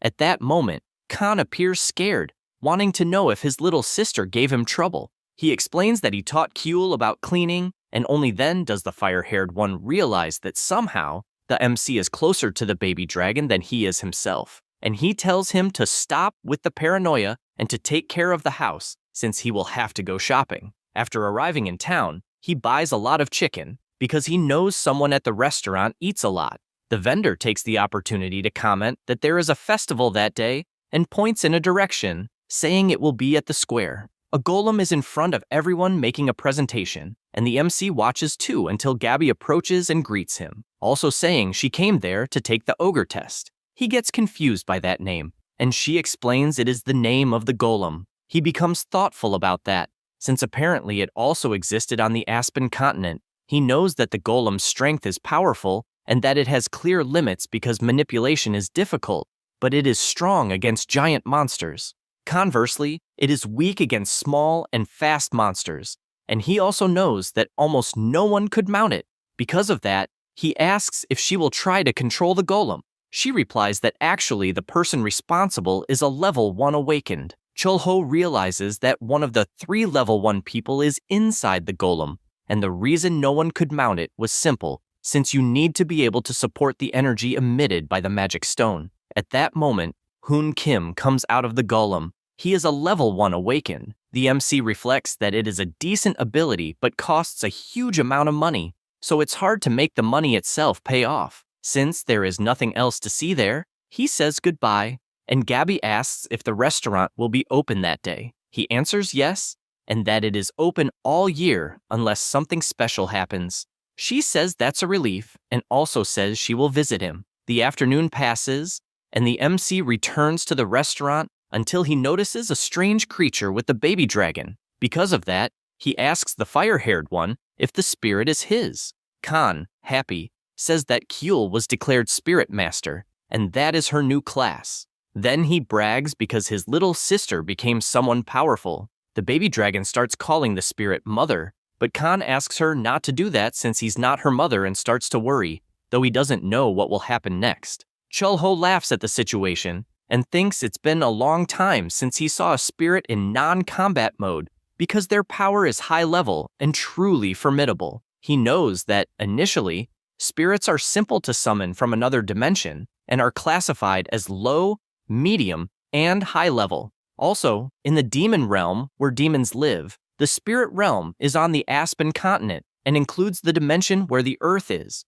So he believes there are already 4 dimensions connected to the Earth. He begins to realize that his brain can no longer keep up with so much information, and his next question is if he has taught the spirit to clean. He answers clearly yes, and she demonstrates by throwing water on the drawings. The MC finds that interesting since the spirit of that class will be very useful. He then goes to the kitchen and, while preparing the dish, says the menu will be chicken. All kinds of chicken could be made and enjoyed on Earth, especially seasoned chicken and chicken with soy sauce since they are the basics. He starts frying until finally his dish, fried chicken, is ready. Immediately, Kyul asks for food, and the MC gives her a piece since he wants to see her try it. After a few bites, she starts catching Chulho's attention and, with shining eyes, says it is extremely delicious. Khan starts drooling too and runs to grab a piece, but the MC tells him to wait and, with a scary look, says that in that world, there is a way to discover a person's essence while eating chicken together. He doesn't quite understand what that means, and the MC, overflowing with power, asks which part of the chicken he will eat first. He once again doesn't understand where this is going and asks if it makes any difference. He hesitates to answer and picks up a piece in his hand, wanting to know if the essence will be revealed by the piece he chose. However, the MC apologizes, saying it was just a joke, and asks them to eat too, until they see the baby dragon lying down since she ate all the chicken alone and didn't leave any for anyone. Chulho grabs a beer, as it was his accompaniment with chicken, and the 2 toast since the drink is allowed. Khan starts eating, as he was starving, and is amazed at how easily the MC can debone so cleanly. The 2 keep talking and eating until the baby dragon notices something and sees several fireworks outside the window. The MC reflects that the festival is still happening, and Khan, startled, says that for a moment he thought a war had started. Chulho goes to the window to show the fireworks to Kyul, who is very happy watching them. This makes the MC reflect that the baby dragon has only lived inside the restaurant and believes she is feeling suffocated. Khan says that soon she will be able to go out once she releases her powers. He asks if he will also be able to breathe fire, and Khan answers yes. He finds that interesting since he is eager to see it, and the festival continues in full swing with the fireworks. Meanwhile, Hoon is testing his golems and notices they are very heavy, so they need some adjustments. He finally finishes, and upon leaving, runs into Gabby, greeting him for working hard. He approaches, asking if she has really become a grandmother after people called her an old witch. She tells him to shut up, but the boy just walks past, saying he needs a shower before eating. Because of this, he asks if she knows an interesting restaurant. Also, having heard that Taizhuang retired and Sang-ho must be feeling lonely, she replies that she also heard the old man returned to his hometown, but admits she found it interesting since it was time for him to rest. The boy comments that he would like to have a hometown to return to, and she just stays silent listening to that. Then she asks if he has a new magic stone waiting, and he says yes, since it is a highly condensed power, although not a pure magical power. After saying this, he wonders why she suddenly appeared after leaving the dungeon. Gabby answers yes, and that this dungeon is the type with no monsters, only a mine full of magic stones. And the only problem she found was a strange light that appeared, which is why she feels something strange, as if even rain fell in a place where it is impossible to rain. The treasures taken by the dragons in the past were left under the management of the goblin, and, while the MC fought against the Demon King, many of them were destroyed. Moreover, the dragons avoided him after all the events, and among many treasures he took, one of them was the magical mana detector, and he was glad it worked on Earth as well. He was inside the dungeon, observing the awakened and trying to understand if that dungeon was a mana crystal mine, and, if used correctly, it could become a great discovery in a short time. Anyway, he finds it strange, since for the dungeon to have simply collapsed because of the Demon King, the mana detected is excessive. At that moment, he sees a crack and realizes it has started. It becomes more and more intense until it forms like a gate that opens, and several creatures appear from inside it.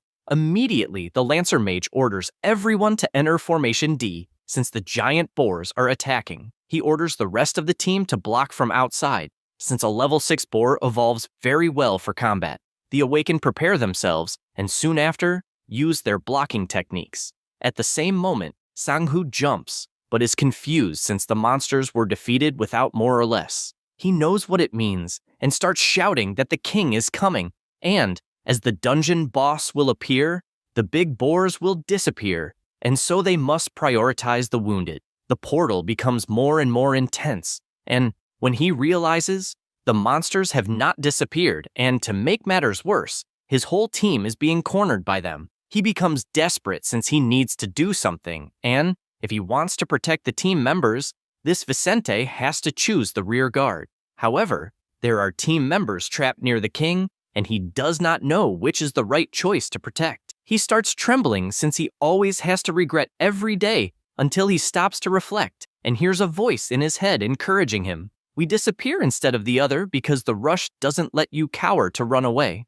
However, he also visualizes the old general saying that taking a single step forward in moments like that is what makes someone strong. He regains his courage since he is determined to become a true hero. Because of this, he calls everyone's attention and runs toward the monsters, warning that he will take the lead with all his strength. Immediately, he advances, attacking all the monsters at the same time until he finally spots the boss. He prepares himself since he has reached his mana limit, and there are still many monsters, but he knows he cannot stay still since more giant boars keep coming out of the portal at all times. The whole team is fighting, and now Sang-ho is face to face with the Boar King, who is absurdly giant. He holds his spear firmly and begins to overflow with an absurd energy, saying he will clear the way, and so he throws it with all the strength he has at the moment.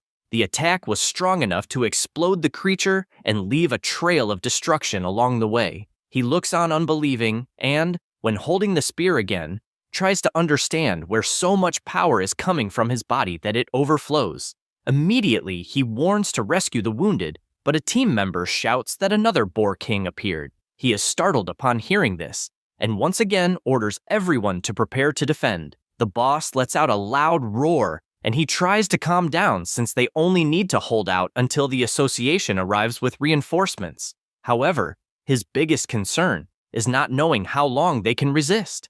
At that moment, an intense light emerges, and everyone tries to understand what it is since all the monsters are disappearing as if they were nothing, including the Boar King. After the light disappears, they try to understand what happened since the monsters simply vanished.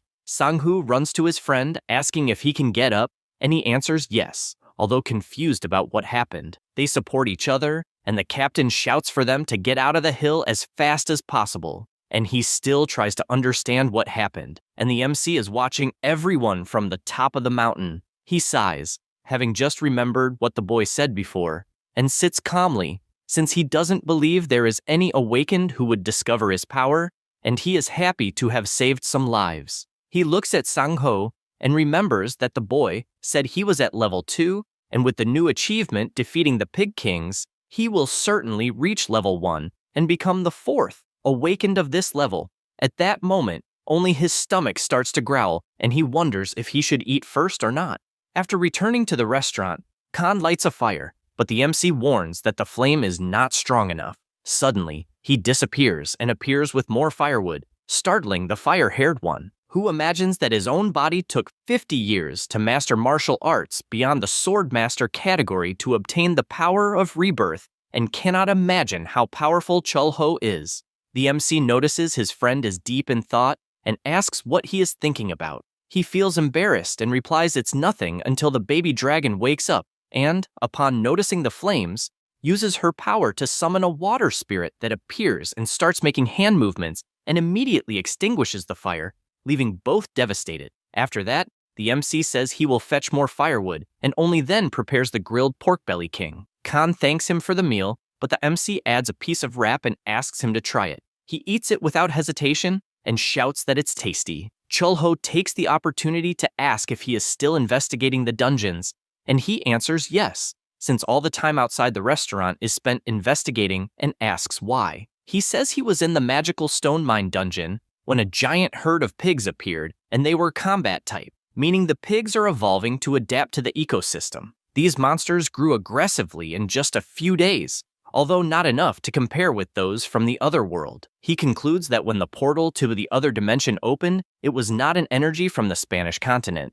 Khan is surprised hearing this, and he finishes by saying that the new portals may be connected to other dimensions beyond the Spanish continent, and probably something beyond their understanding is happening. Meanwhile, at the Korean Awakened Association, Sang-hoo explains what happened in the dungeon, and says an intense flash of light appeared and all the monsters vanished, including the boss. The president comments that Gabby said the same thing and, not knowing what it is, just congratulates him since he advanced to a class master and is also close to becoming the 4th level 1 awakened, and so wants to know how he feels. Sang-hoo thinks this news is great and asks if the salary will increase too, although he doesn't see much point since he never has time to spend it. Jinsa asks if he would like some days off. He replies no, since he will have busy days anyway, and asks only to make sure the team will get a good bonus. The president says it won't be a problem and asks what the next class he will choose is. He answers that he chose Steel Heart. This class grants 2 lives and a dramatic increase in overall durability. He knows that after mastering this class, his entire body will be as tough as steel. He is determined since his life is always at risk, and he can never do anything about it, and basically, they were lucky against the giant pigs, and if he had Steel Heart, he could at least buy some time. The president admits it was a wise choice and says Gabby is handling the mine investigation. He then gets up saying he is leaving, and after taking the elevator, he reflects that he didn't feel any malice in the flash of light that eliminated the giant pigs and only knows it was something warm he would like to get closer to see. He still remembers it was the same happening with the Beltos, and doesn't know if it is a mysterious force or someone secretly helping. He only concludes that whoever helped both times is someone with unmatched powers, and just prays that the source of that power does not turn against them. Meanwhile, at the restaurant, another drink is served, and Khan catches MC's attention and asks if, by any chance, the Demon King was strong. MC answers that he definitely was an incredible being, although he himself is even stronger. Then the fire-haired one asks if he hates the Demon King, and MC replies that yes, there was a time he hated him, and then he was summoned to Earth, and the loved ones helped him adjust. Those same people were killed by the Demon King's army, and since he had a lot of power, he swore he would stop them. There were years of war and bloodshed everywhere, and when it finally ended, none of his friends were left alive, so he emphasizes once again that he hated him. The Demon King stood before him, questioning if he was responsible for summoning him to that dimension, and all MC had at the time was hatred. He clarifies that back then, the Demon King was summoned by someone. Khan is confused by this, and MC continues saying that the Demon King was literally summoned to the Spanish continent, just like he was. Khan doesn't know how it's possible to summon the Demon King himself, and asks how he returned to Earth. MC is silent for a moment, and says that for 10 years, he searched various worlds, and over time started to feel desperate until a huge rift appeared in front of him, and he saw countless buildings. He concludes that he arrived home through that rift and asks if Khan believes the story. Without thinking twice, the fire-haired one replies that yes, he definitely believes everything, and also thinks MC went through a lot. MC smiles since he really did, and they toast to their hatred for the Demon King. While they drink, Chul-ho can only think that for a time he hated the Demon King, but at the same time feels sorry for him since he was also cast into a strange world and was unbearably lonely. In his memories, he had his eye closed and tried to wake his friend at any cost, but unfortunately the result of the war is countless deaths. He only shouted because it never ended, and ended up relying on other things to survive, like drinking, since getting drunk allowed him to at least sleep. He also knows that if he weren't strong, he would have lost his mind a long time ago, or maybe he lost it and doesn't remember. At that moment, he wakes up sweating and seeing that he was lying down concludes he had another nightmare. He also notices that the baby dragon was lying with him and simply doesn't know when he turned over and fell asleep. Then, he goes to another room and notices that Khan is also sleeping in a strange position and realizes it is just an ordinary morning. Because of that, he decides to go outside to smoke, and soon someone calls him young man. He asks what the lady wants, and she asks for directions to the Arirang Express. He doesn't understand the question since he doesn't know about that train, and the old lady walks away, lamenting that no one knows. Chul-ho returns inside the restaurant, confused for never having seen that lady, and also not knowing what the Arirang Express is, and thinks he should ask properly next time. He decides to open the restaurant before it gets late, and after doing so, goes to the kitchen to prepare his utensils. He cleans the counter, and at that moment, someone arrives at the restaurant greeting good morning. It was Choi asking for the menu of the day. MC says he is still preparing and suggests a simple fried rice as an appetizer. He notices some water on the window and comments that apparently the new season is starting and thinks the day has been very crazy. Chul-ho, who is preparing the food, pretends not to have heard since that water was actually because he didn't adjust the inside properly, and soon after says the fried rice is ready. Choi is surprised by the dish and comments that lately Grandma Arirang has been wandering the streets. He gets confused not knowing who this person is and explains that she is an elderly lady who collects cardboard nearby and that she is not mentally well, so she asks if he saw her. He answers yes, since the lady passed in front of the restaurant early in the morning wearing a scarf even in summer, and says that the old woman asked about an Arirang espresso, but confesses he has no idea what that means. He says that, in fact, no one knows, and believes many people lost loved ones, and many simply cannot move on and end up going crazy. He gets up since it is time to leave, and MC asks him to be careful on the way. He imagines time is passing, but a person's life events never change. After all, that world is carrying a scar from the past, so the customers who arrived, like the old woman, must all be living while carrying their wounds. And that was all he thought at the moment and let it pass. He says this while looking at the beautiful rain falling that morning. The next day, MC appears brushing his teeth and at that moment hears a conversation.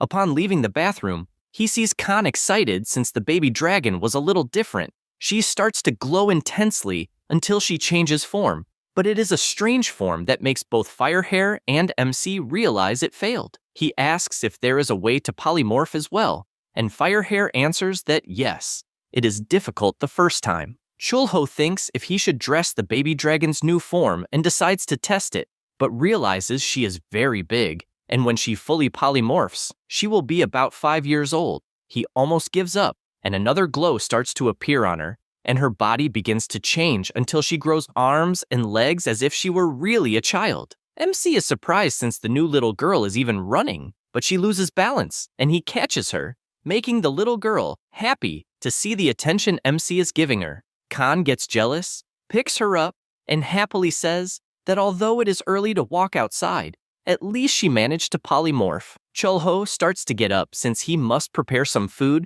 and tells his friend to look for suitable clothing for Kyul. Meanwhile, outside it is raining heavily, and MC goes out with an umbrella thinking that some flank steak was left over and that he will make sweet and sour pork. After arriving in front of the restaurant, he notices someone nearby and realizes it is the lady. She greets him and asks if she can stay there for a moment since it is raining heavily. He replies that there is no problem and even invites her to have some tea. He starts to find it strange since the lady did not use the dialects from before, and she notices he is paying close attention. Without hesitation, MC hands her his umbrella, asking at least to use it, and she thanks him and says she will return it, besides asking if they also sell jangmyeon. He is confused by this request and says he does not have the ingredients, but will check. Because of this, he enters the restaurant, but sees the lady leaving in the middle of the rain and finds it all very strange. The rain gets heavier, and the radio announces that during the rainy season, everyone must be careful with aquatic monsters. They give the Kelpie as an example since it is a level 10 monster, and although it is a low level, it can evolve to level 7. Meanwhile, in the restaurant, someone bangs a beer glass on the table. It was Hoon who started drinking constantly after visiting the restaurant with Gabby. He wanted to know how to deal with women, and MC reflects on this, since before being summoned to the other world, he had only gone out with one girlfriend. The boy says he will tell a secret, and reveals that 2 years ago a hidden boss appeared in a newly discovered dungeon, and Gabby saved him, so his type of woman is the strongest ones. He concludes that strong women are attractive as well as nice and pretty. MC says he understands and reflects that he was the same way since he only looked for stronger, softer, and prettier. Thinking about it makes him a little downcast, and Hoon goes back to saying that, unfortunately, the passion is one-sided, and since the girl is very sharp and almost crying, he says he likes women who treat him harshly. But on the other hand, Gabby hates guys like him, and so, if he clings one day, it will be his death. Because of this, he breaks down crying, and, knowing that the ideal type of guy for that girl is Sang-hoo, and not understanding since the two are always fighting, Chulho just thinks that indeed the Lancer Mage is really quite friendly. The boy ends by saying it is another secret matter, and MC says it's no problem since he won't tell anyone. He thanks and asks for another beer, while the radio announces that heavy rains will stop the work on the Tomb of Rest, and so visitors should avoid it for a while. The two fall silent, and MC questions what Tomb of Rest was mentioned on the radio. The boy answers that it is a cemetery for victims from the past, since many people died and recovering the bodies was not easy. At that moment, a woman enters the restaurant. She is Yuna, considered the Blade Queen and a level 2 awakened. Four Eyes looks back and is terrified by the woman, who calls him a bastard, wanting to know why he is drinking again. He greets her as if doing nothing wrong, but she grabs his head telling him not to play dumb, since she doesn't know why he keeps going out alone to bother people. Then, with that look, she drags him outside, and all MC can do is ask her to come back safely. They go out into the rain, and MC watches how close they are to each other. He prepares to clean the restaurant, but begins to overhear their conversation with Hoon, wanting to know why she appeared at the restaurant to pick him up. She answers that she received orders from superiors since the Kelpies are appearing in great numbers and are more violent. After hearing this conversation, he feels a bad premonition about it. The rain remains heavy outside, but inside the baby dragon is in the fridge, feeling hungry. MC grabs her by the arm, wanting to know if she is trying to steal ingredients again, and he realizes the little girl still can't hide her tail and wings. Kyul opens a big smile, and MC realizes that what needs to prepare something delicious for her to create many fun memories.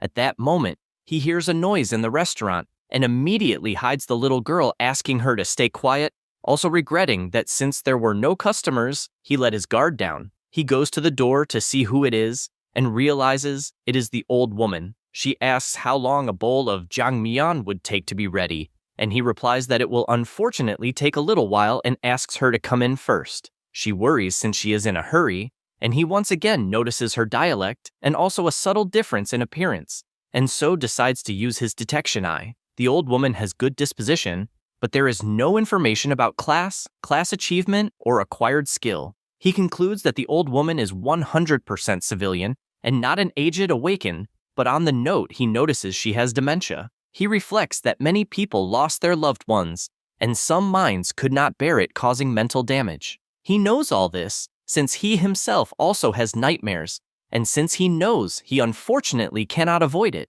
he can only repay with good food. Once again, the old woman says, "My God," since before her was Kyul all cute, but her tail was exposed, leaving the old woman scared as she was processing what she saw in front of her, and all MC does is sweat cold, not believing what is happening. The two stare at each other, and after the old woman questions what she is seeing, Chulho says, "It is just a child." Immediately, the old woman takes the baby dragon in her arms, calling her cute and saying she looks like her little dog. Kyul says her name, and this fascinates the old woman even more, since the little girl can speak from a young age. At that moment, Khan appears terrified, not understanding why his little sister is with a human. MC says everything is fine, and just asks that no other customers enter. Then, he wonders if he should make some jjajangmyeon, as the lady asked, and remembers that in the past it was a common dish that could be found anywhere, but in those hard times the ingredients are almost impossible to find. He knows that at first he must identify the Japanese style and the Chinese style,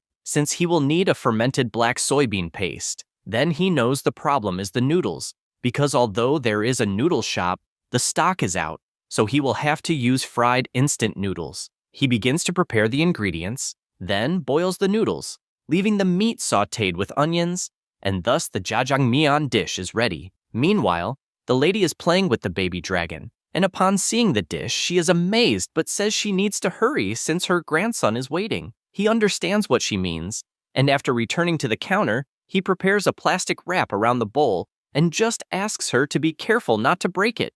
Besides returning it another day when she passes by the restaurant, she thanks him once again from the bottom of her heart, and after handing over the money, Chulho wonders that it had been a long time since he saw 1,001 bill since he is old, and just says goodbye to the lady. Arirang appears at the restaurant from time to pick up that dish to go, and he noticed that each time the person she gave the dish to was different, and even the bowls never returned to the restaurant, but he knows she didn't take them on purpose. Because of this, he always ordered more dishes until, when leaving the store, he notices something strange at the resting tomb and decides to see how it is inside. After walking a bit, he sighs because, as he expected, his parents' tombs are not in that place. At that moment, he hears someone calling Arirang's attention, and she questions why she is being stopped, and all she asked was to give food to her grandson and husband. The security guard asks her to be serious since the place is a cemetery, and points to the countless bowls on top of the grave, and he asks her not to bring food to the place as it would attract insects, besides asking her not to sleep there as she might catch a cold. He warns once more to remove the bowls or he will do it himself. The MC listens from afar and can't believe she lives in that place in a tent. Also, there is a photo of her husband and her grandson, and the old lady sighs and goes toward the picture and, after taking it, opens a huge smile. The MC thinks that a person does not smile only when happy, but also when it is very hard not to cry. He knows people end up smiling since he himself smiled often in his past, and it became a habit. At night, the rain returns, and Chulho is at the window with Kyul, having fun watching the rain. The MC tells his friend that soon he will need to buy clothes for the baby dragon, and asks him not to open the window because it is raining heavily. He almost gives up but runs out, because Kyul suddenly was opening the window. The MC comments that indeed it is a blue dragon for liking rain so much. At that moment, the radio announces for everyone to be careful with the kelpies due to heavy rains.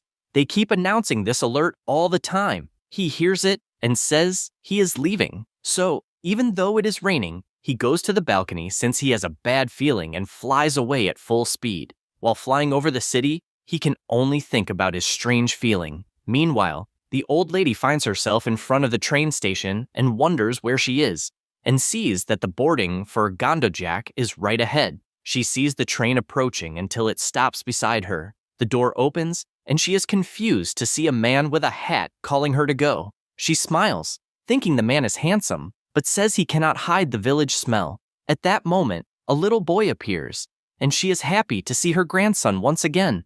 But when she looks back at her husband, she is startled because she simply can no longer remember his face as her memories began to fade, and the world became blurry like a blurred photograph. She feels sad for not being able to remember and sees herself in a black and white world. At that moment, a monster approaches and enters the cabin where she was sleeping. The Kelpie approaches and opens its huge mouth to devour her, but with a single punch, the MC completely explodes the monster. He does this imagining predicting the certain and the worst, and seeing the broken bowls, he is happy to have arrived in time. At that moment, Chul-ho hears some screams calling for Arirang, and because of that, he moves at high speed going to the sky. The security guard is left confused since he did see a Kelpies.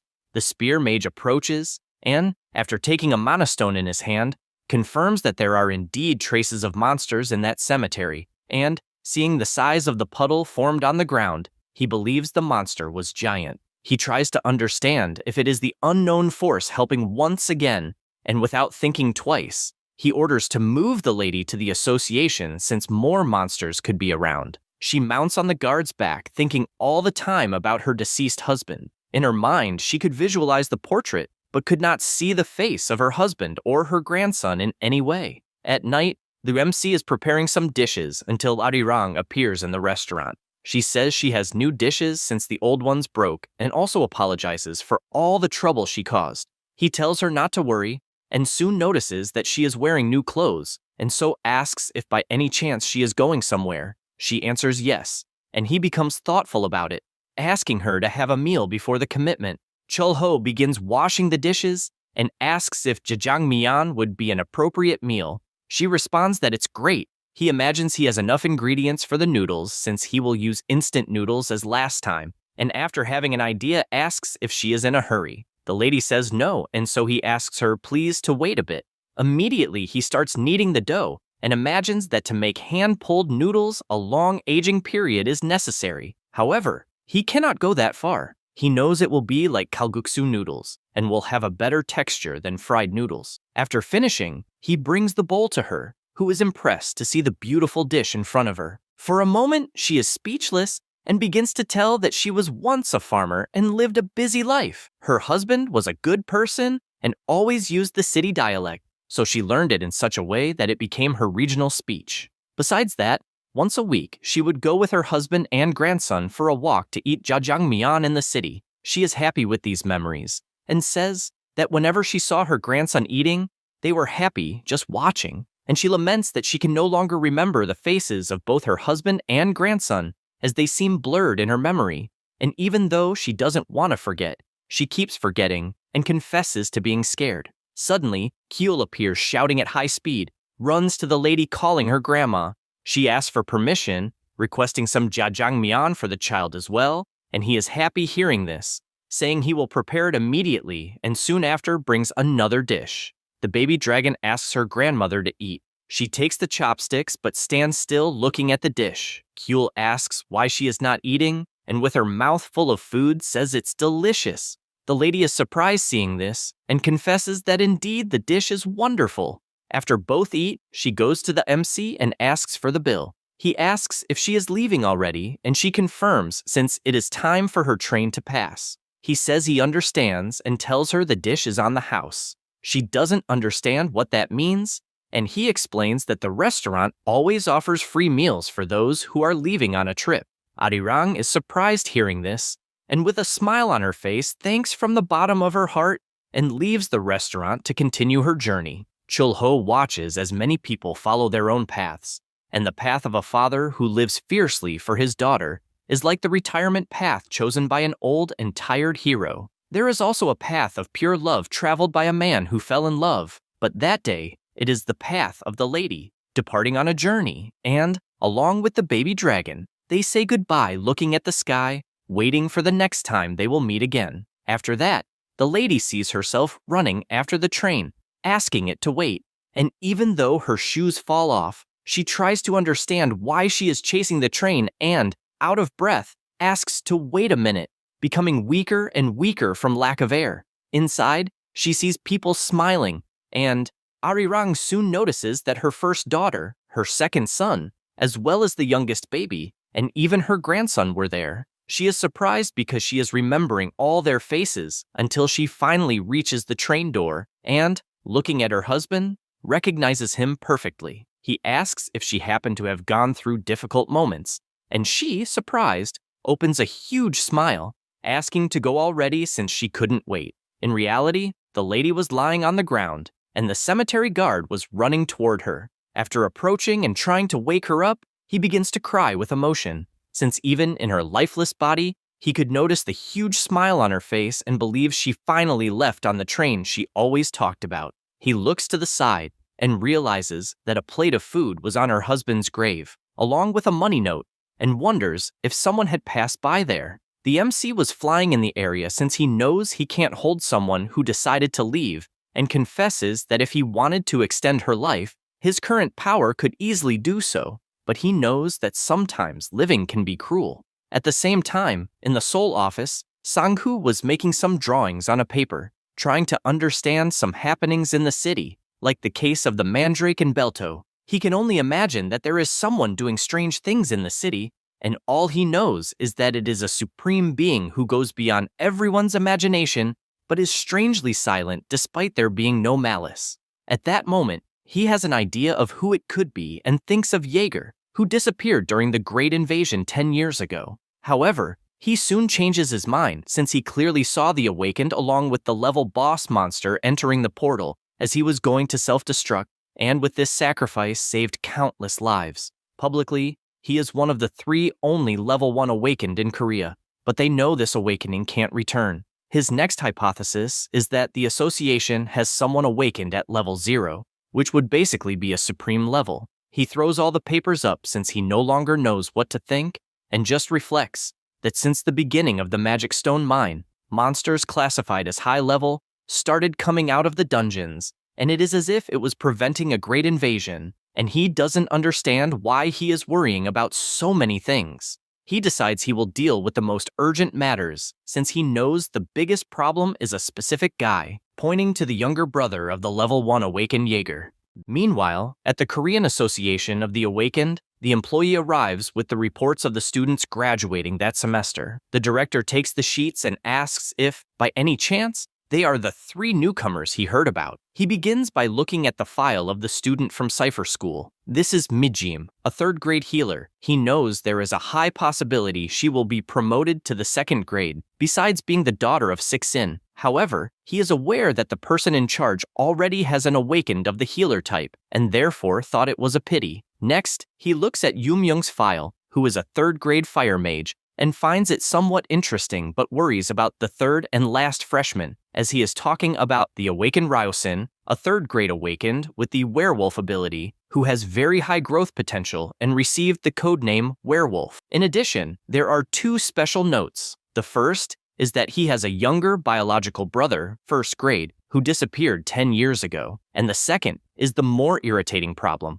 As reading the file, he concludes that the boy caused trouble again. The secretary confirms, saying that Ryosin had been roaming the city fighting the mercenary captains. He already feels his headache coming and asks what happened. She explains that the boy defeated the mercenary captains from 4 locations and then went to Seodaemon. The president laments that the boy is a troublemaker and asks if young people these days cannot grow up. Meanwhile, the MC is walking around the city. He imagines getting some spicy pork stir-fry, but the little market is closed, so he will have to get another meat, though he doesn't know which monster would be good. He notices there is a lot of Beltos meat and doesn't understand why, wondering if there had been a large appearance of giant pigs in the crystal mine where he had been earlier. He keeps walking until he sees some clothes, and the vendor calls him to look. He asks if they have anything for a 5-year-old child. She asks if he is a princess or a prince, and he replies that he is more like a princess.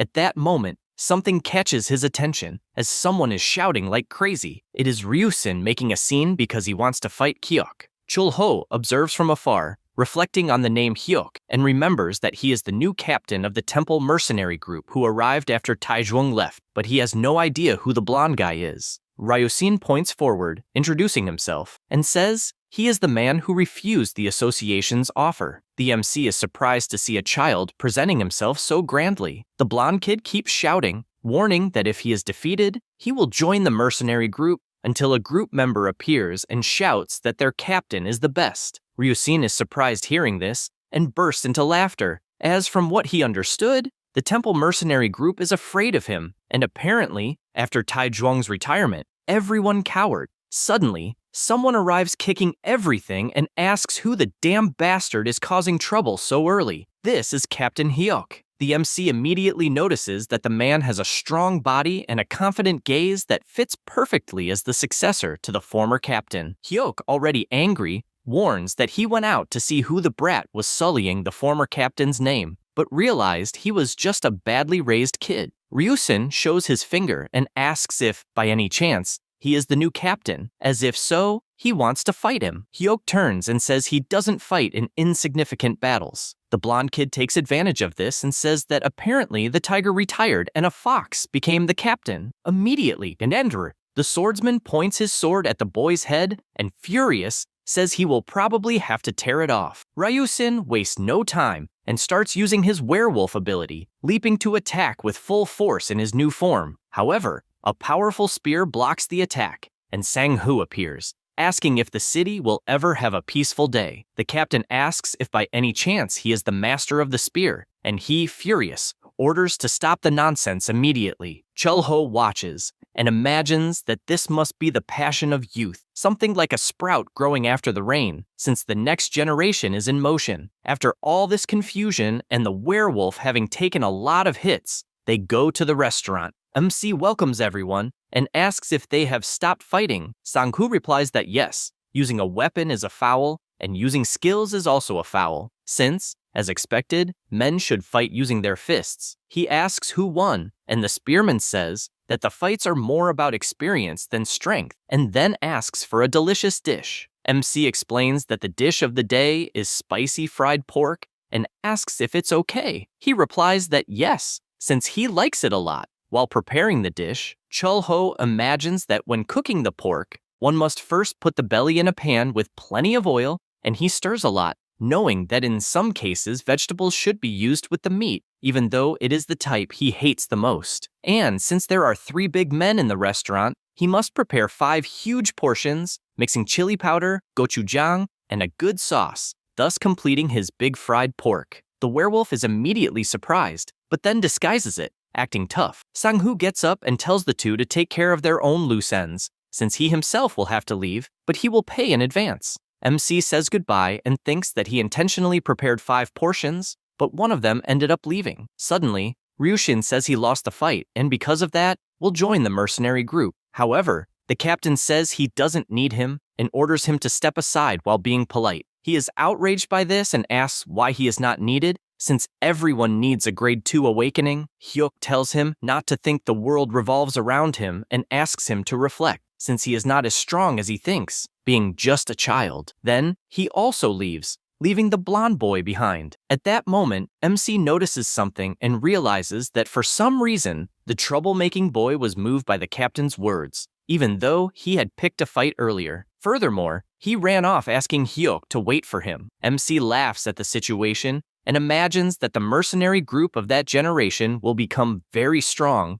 but he knows that the problem with getting stronger every time is that the enemy can also become more powerful. He puts his hand on a newspaper and reflects that the frequency of dungeon appearances has increased significantly, and therefore he needs to take a look. But he soon stops to think that he made 5 portions, and, in the end, no one touched them. The next morning, Kyul wakes up, and when she turns over, sees her brother sleeping. She remembers him saying that she should wake up early and take a bath afterwards. Because of this, she summons her spirit, which uses its water ability on her body, leaving her completely clean with this improvised bath. She celebrates, since she was a good girl, and goes to Chul-ho. She starts calling for him and laughs, seeing the beautiful clothes on the wall. Then she leaves the restaurant and goes down the stairs, but is startled when, completely out of nowhere, a red portal appears in front of her, and she has no idea what it is. Curious, Kyul stretches out her hand, and as a result,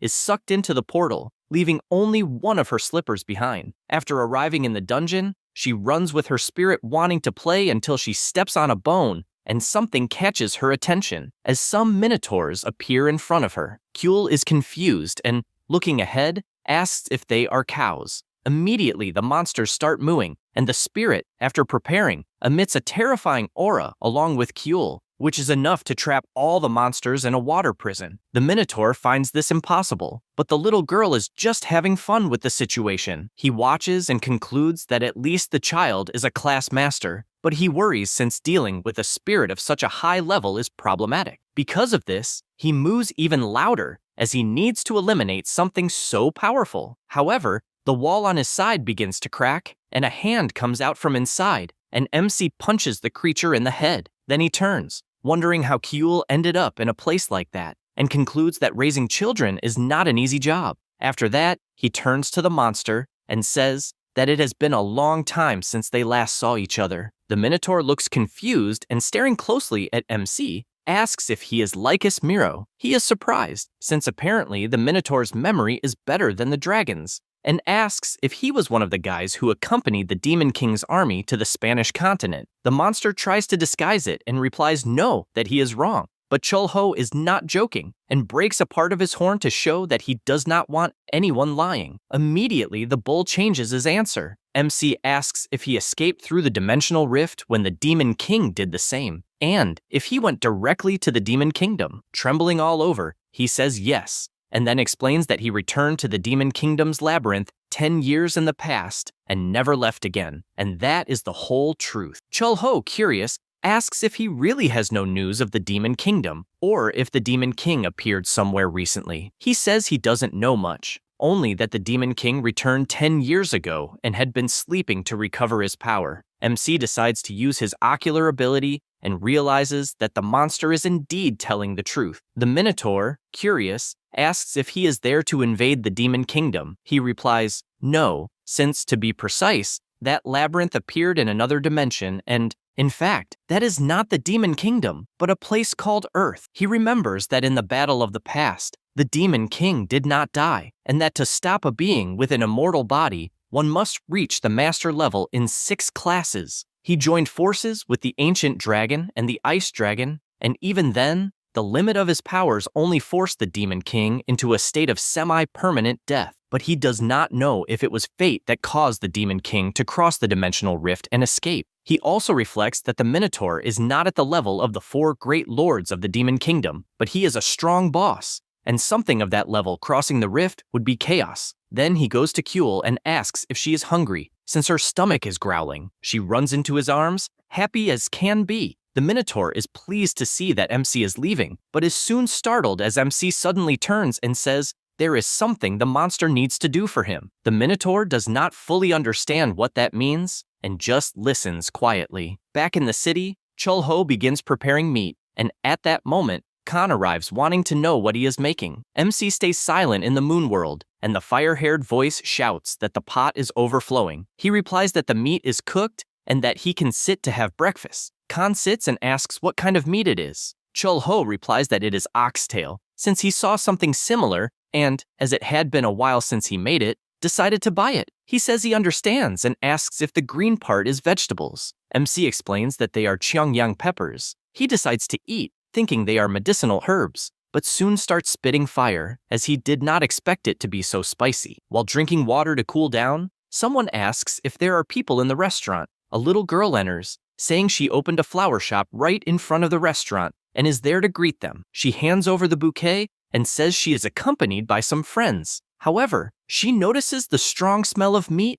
and asks if something is being prepared. Chul-ho says yes, since he made oxtail soup. She asks if she could have a bowl, and he replies yes, asking her to wait just a minute. The girl sits but soon notices the peppers on Khan's table. She comments that there are vegetables on another table, and so she begins to focus, making one of the peppers start to levitate. The dragon is confused seeing this, as is MC, who realizes that the ingredients have started moving on their own, and he becomes confused, as if the vegetables had created life. And so he decides to use his detector eye on the girl, and with that obtains the following information. Her disposition is fear. She is from the plant regeneration class, her class achievement level is intermediate, and her acquired skill is intermediate. He is surprised to see a plant regeneration type awakening, and as far as he knows, it was a rare skill that made nearby plants grow rapidly or made them move. In fact, on the Spanish continent, an awakened person mastered this skill and created a rose zone over a large area to the point of preventing the demon army from advancing, and it is definitely a powerful class.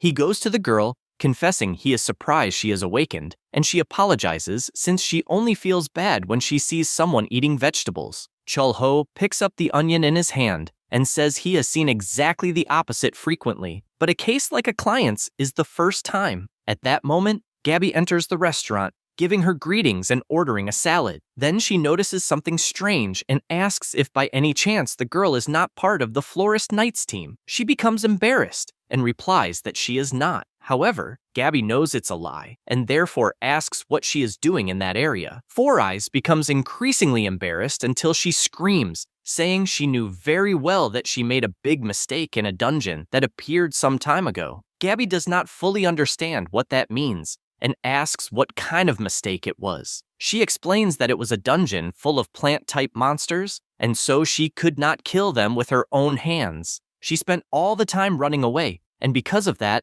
her older brother got badly hurt. Cat Shadow confesses that he liked seeing a girl admit her mistakes to learn from them, and asks if by any chance she ran from the dungeon and opened a flower shop at the end of the alley, and also wants to know if she apologized. She replies that the place in question was originally her house, and that is her hometown. However, Gabby states that running away will not solve anything. The girl understands this and asks if she should apologize before leaving. She stands up and says she would like to pay for what she did, and the MC asks if she has farming seeds, since he could pay with them later. Angela is surprised and asks if she heard correctly. He says yes, and she becomes excited, saying she will get the best seeds she has. However, at the same moment, someone appears, saying they finally found who they were looking for. Angela becomes desperate upon seeing that it is her captain. He admits he is surprised that Gabby is also there, as he had not seen her in a long time. Chul-ho wonders who that person could be, unlike Gabby, who just tells him not to be so formal, calling her Miss. He then asks if his disciple wants to retire, since he could write official documents about it, and she replies that it is not the case, as she just feels useless. The captain puts his hand on her shoulder and says everyone makes mistakes and it would be no different for her. But without much patience, he grabs her by the arm and starts leaving the restaurant, as they have no time to waste. Before leaving, he asks who owns the restaurant, and the MC introduces himself. The captain reveals that Sang-hoo speaks very highly of that restaurant, and next time, he will come there as a customer. Chul-ho feels relieved that the horse seller thinks well of that place. Gabby becomes tired of all the confusion until she looks ahead and asks why the red-haired boy is acting strangely. He is startled to hear this and continues trying to hide from her, as he found her wonderful. She does not fully understand what is happening and stands up, as she also needs to leave, but will pay for the meal first. Chul-ho says goodbye and turns around, wanting to know what is wrong. Khan cannot contain his emotion, as he has completely fallen for Gabby. The MC cannot believe this absurdity, and asks since when this happened. He replies that he just fell in love. After that, the MC returns to the portal and meets the Minotaur and his servants. He imagines that the surroundings are quite open, and even wondered if the labyrinth's ecosystem could have changed. In addition, he notices a weathering system, which is a magical tool containing about 2 zero-grade mana crystals. He also thought about how far all this would go, since the place is specialized for a specifically designated area. So, if the monsters are removed from that place, the magical power will be lost. But he knows he cannot just leave it as it is. After all, there is a lot of labor there. Then he notices some cows plowing a field and asks if, by any chance, they are originally vegetarian, since that would mean they do not eat people. The Minotaur replies that they are, as only in the past did they use humans as food, but nowadays, it is no longer like that. Chul-ho approaches and asks what they mainly cultivate in that dungeon. He replies that it is grass. The MC asks to get closer and begins to press his head, since there are many types of grass, and the big guy responds that they mainly cultivate apple and pineapple seeds. The MC thinks about this, since the apple seed was from a fruit similar to nuts, besides being crunchy, and the pineapple was the size of a fist with a soft peel. He shows a bag, revealing that inside there are various seeds of other plants, such as cabbage, lettuce, carrot, and other plants. However, in the middle of the explanation, he notices something like a cabin and asks what it is. The Minotaur replies that they collected some items and, even afraid, asks if he is thinking of taking them. Chulho questions what he means by that and opens the compartment he saw before. He immediately realizes that there are all kinds of seeds and weapons, and it even seems like a war, spoils from when they invaded the continent of Spain. While searching the place, he notices something shining very brightly and, using his detection eye, realizes it is an ocean tear, a treasure of the mermaids who rule the northern sea of the Spanish continent, which he never thought he would see. He knows that originally that item is a treasure that obeys everything the owner desires. Initially, it was given to a poor farmer who poured rice all over the continent. With this, a certain rich and greedy man stole the jewel from the farmer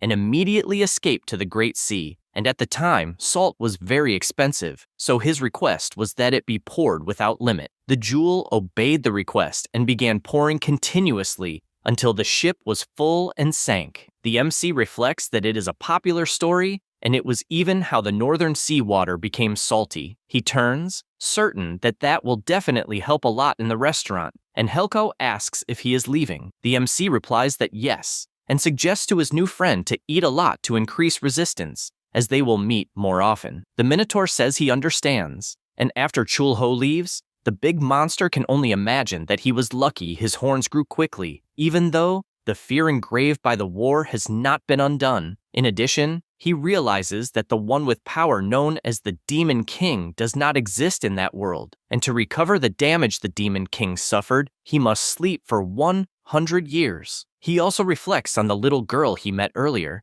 as she seemed to be a 5-year-old human, but had horns, a tail, and monstrous abilities, and he only knows dragons with these characteristics. Thinking about all this leads him to believe that Chulho is making the dragons his servants, and he wonders if he has conquered the whole world and, by any chance, is creating great dragons to conquer the Demon Kingdom. Thinking about this makes him more terrified, since his only hope, the Demon King, has been sleeping for only 10 years. Therefore, he decides that they will do their best to survive by siding with the good monsters, and so he shouts for everyone to start working, since they need to be useful. Meanwhile, on Earth, Gabi arrives at the front of a dimensional rift, and soon an Awakener explains that this is the largest portal found so far. She warns that they will enter immediately, and, for that reason, should request support from Zenkak. Then, she begins to enter, imagining that the size of the portal mainly represents the size of the dungeon, so the monsters in that place must be extremely powerful. However, she is surprised, since there is nothing inside. Gabi looks up,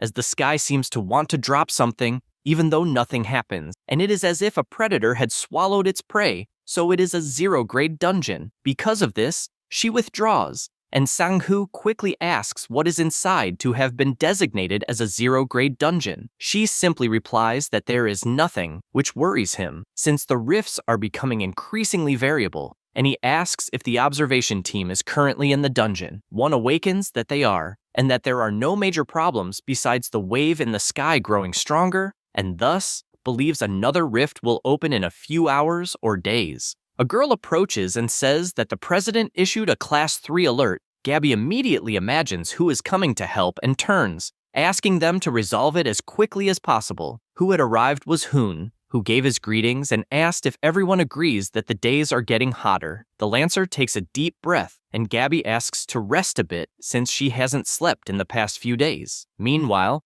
at the restaurant, Khan finishes getting ready, looking very elegant, and asks MC if, by any chance, he looks strange. He replies that he looks stylish, but wants to know what is happening. The dragon comments that a certain woman will appear at the new restaurant shop again, and Chulho asks if he means Gabi, since if that is the case, she will indeed appear, as she has been frequenting the restaurant every day. Hardly has he said this when she appears, greeting and asking for a salad. MC also greets her and says he will prepare it immediately until he notices something, and out of nowhere, Khan is handing her a flower, asking her to marry him. Gabi doesn't understand well and asks if the proposal is really for her. He replies yes. She gives a light laugh and says She doesn't like dating, and marrying someone younger is tiring. Khan gets frustrated and asks how old she is. She apologizes, as it is a secret, and asks how old he is. Before answering, MC drags him to another room and apologizes, as his nephew is sick, and he is speaking nonsense.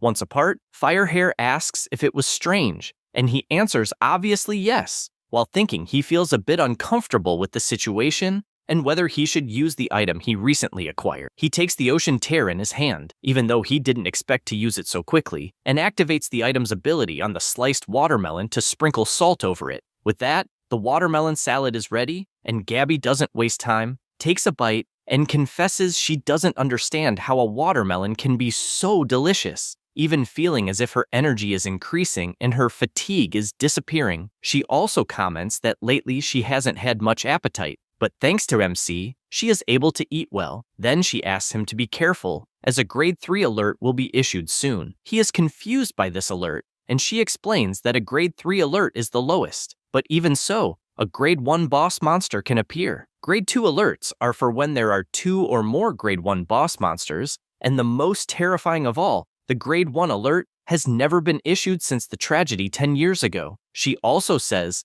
that a 0-grade dungeon was created in Seodaemon and doesn't quite understand how it will work. Then she says she found his nephew very cute and therefore should suggest he meet a nice woman, as she herself is not the right person. She says this and leaves. Khan approaches and asks if it was a failure. MC says it definitely was. Because of this, Firehair asks if he finds it strange for a dragon to fall in love at a certain time, and he doesn't think twice and replies yes. In his thoughts, he remembers an elf explaining that their time is completely different. She had asked him to continue living without sacrificing his own life. He feels down with that memory, but says that race really doesn't matter, since he himself went through the same situation. Khan is surprised, as he didn't imagine that, and asks for more details, since he just admitted that he also fell in love. MC tells him to forget it and says he will go for a walk. However, before finishing saying it, he senses a sinister aura, just like Khan, who asks where that sinister smell of blood came from. Chulho thinks that the stench of blood is familiar,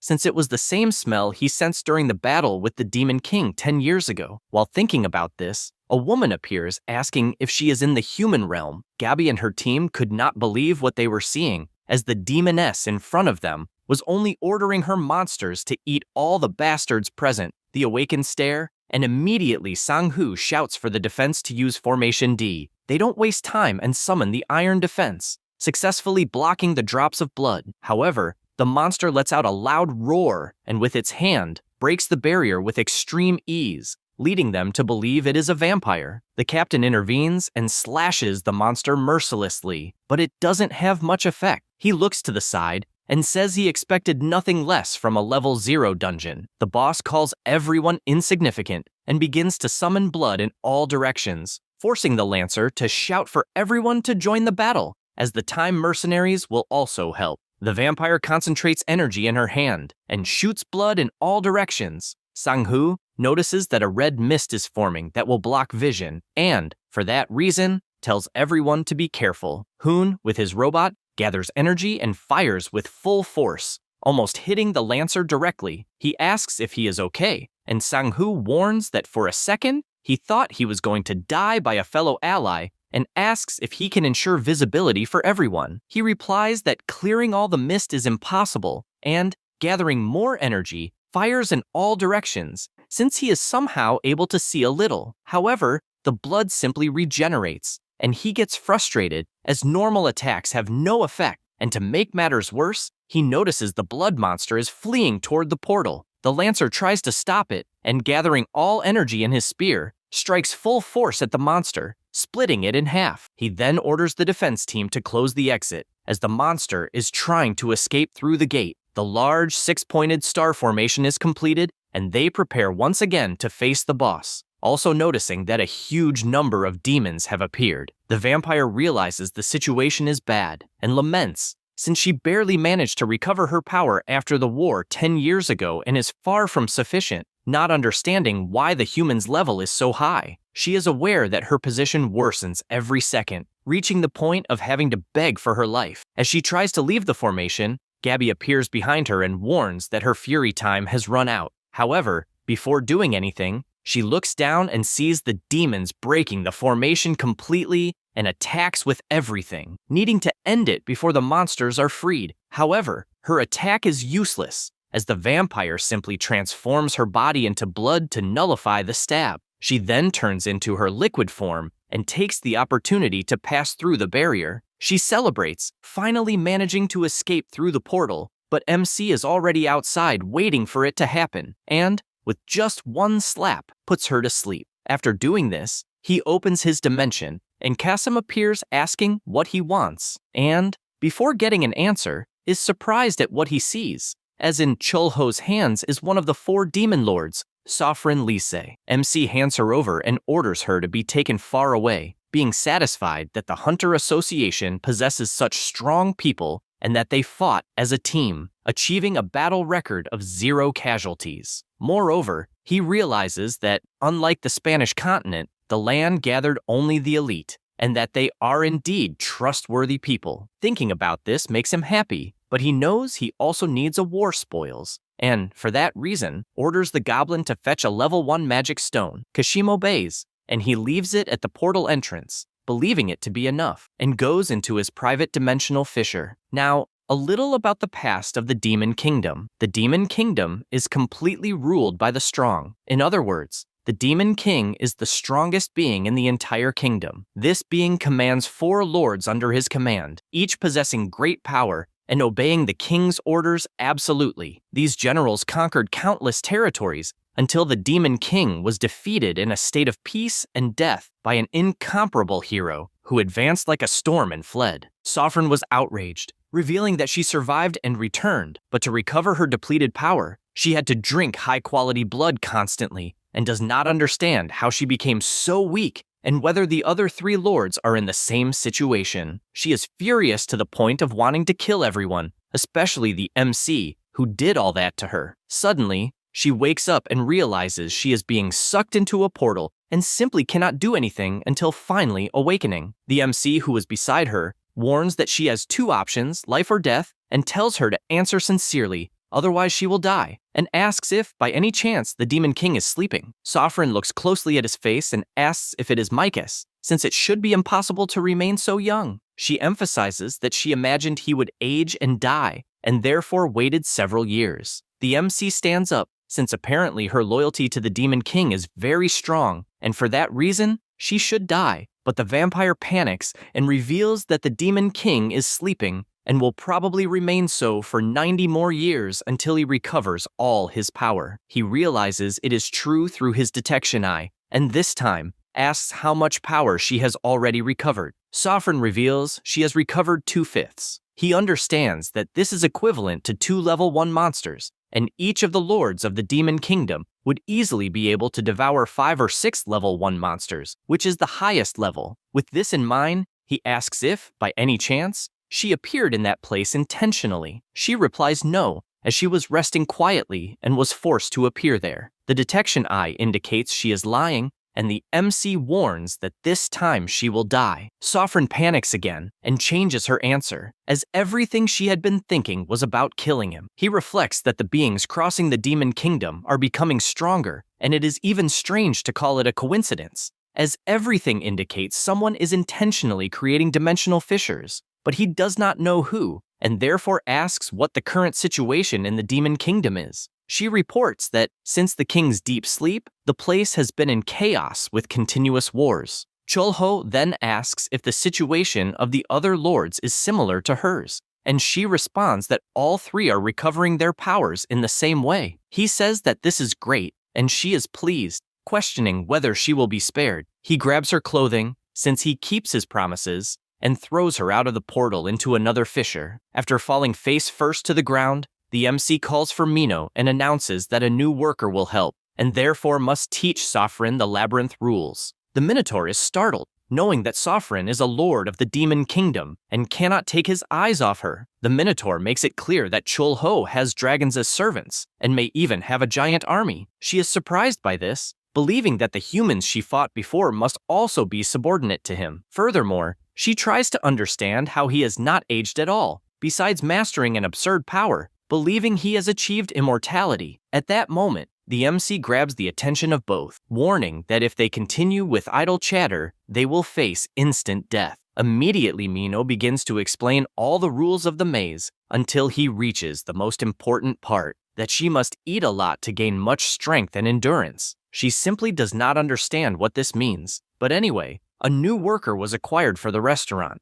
The MC opens a portal and, upon arriving at the Minotaur's labyrinth, asks why everyone is feeling weak, especially drawing the attention of Sofrin. She is startled to see who it is, and immediately shouts that she gave her best, having worked hard, tried to eat a lot, and even did not attempt to escape. He does not understand what the heck she is talking about, and the Demon Lord asks if it is not the rule to eat a lot to gain stamina, and if that is why she sucked blood nonstop, yet all she gained was weight and does not know what to do. Chulho cannot believe what he is hearing since she is an exception, and he tells her to put on some clothes. She stands up asking if he is serious, and explains that she tried to use the blood of hell cows as fertilizer because it makes the vegetables grow well, as she can purify the blood she drinks and make it clean. MC is surprised since he had forgotten her ability to refine the blood she drinks, turning it into a very pure liquid with healing properties. He thinks that the day will definitely come when he can make use of this ability and, seeing the plants in good condition, decides to use them as ingredients for the restaurant. Having said that, he goes to his establishment and immediately asks Khan to prepare the vegetables he is carrying, but upon seeing him depressed, asks if he is getting weak again. He explains that he barely finished the carrot and is already receiving other orders. This makes Chulho reflect that Khan has continuously helped with the restaurant work, while also looking for ways to return to the Spanish continent, so he would definitely be exhausted, and he says he will give some days of rest. He is surprised to hear this, and Kuel asks if they will go to the Great Blue. MC does not understand what the Great Blue is, and she continues pleading to visit the Blue, showing in a magazine what the Blue is, and only then does Chulho realize it is the sea, and decides to agree, as she is managing to hide her horns and tail well. Her eyes shine, and she bows in thanks. MC finds this amusing, and asks if Khan taught her that. He, proud, responds that it is the result of his training, but Chulho warns that it is not the time to be bowing since they need to change before going out. With that, they close the restaurant, and MC asks if they are both ready. Then he touches the little girl, and they all start flying due to his power. Khan is surprised and asks when he learned this power. He responds that it has been a long time, as he used it to kill many beings, and holding the two, he tells them to get ready and flies off at an incredible speed. Khan enjoys it, flying in human form, which is completely different from when he is in his dragon form. MC finds it funny and soon announces they are arriving, as the scenery gradually changes until they are finally in front of the sea. Immediately, Kuel runs off with her spirit, and Chulho, seeing Khan sitting on the ground, asks if he will not enter the water or if water is a problem for the Red Dragon race. He replies that he does not particularly like water, though he does not hate it, but just seeing his sister having fun is enough. MC smiles, understanding, and opens his portal, asking Kasim to find the fishing rod he got from the eastern continent. The goblin, efficient as always, delivers the tool and tells them to have fun. Khan sees this and asks what it is. Chulho explains that it is a reward he received on the eastern continent for fulfilling a request from an immortal, and it is a fishing rod that can catch huge things even without bait. With that, he flies off at full speed and casts the hook into the sea, wanting to use that fishing rod as he had a long time ago. He changes his expression slightly, as the more he reflects on himself, the more he realizes only regrets remain. At that moment, the fishing line starts moving, and he pulls, revealing a level 2 giant kraken, which scares everyone. The water spirit also does not waste time and captures several fish. The MC is surprised to see the fish Kuel caught, but says that unfortunately, they cannot eat them, as they do not taste very good. Still, he praises her for doing very well in the catches, along with the water spirit. Then he imagines that usually, when marine creatures from the squid family grow to a large size, ammonia accumulates inside their bodies, making them smell like a bathroom. Then, with his eyes shining after using his ability, he slices them into countless pieces, since the kraken lives deep in the sea and does not rely on buoyancy, so it has less bad smell and is tender. making it suitable for a delicious sashimi. He also imagines that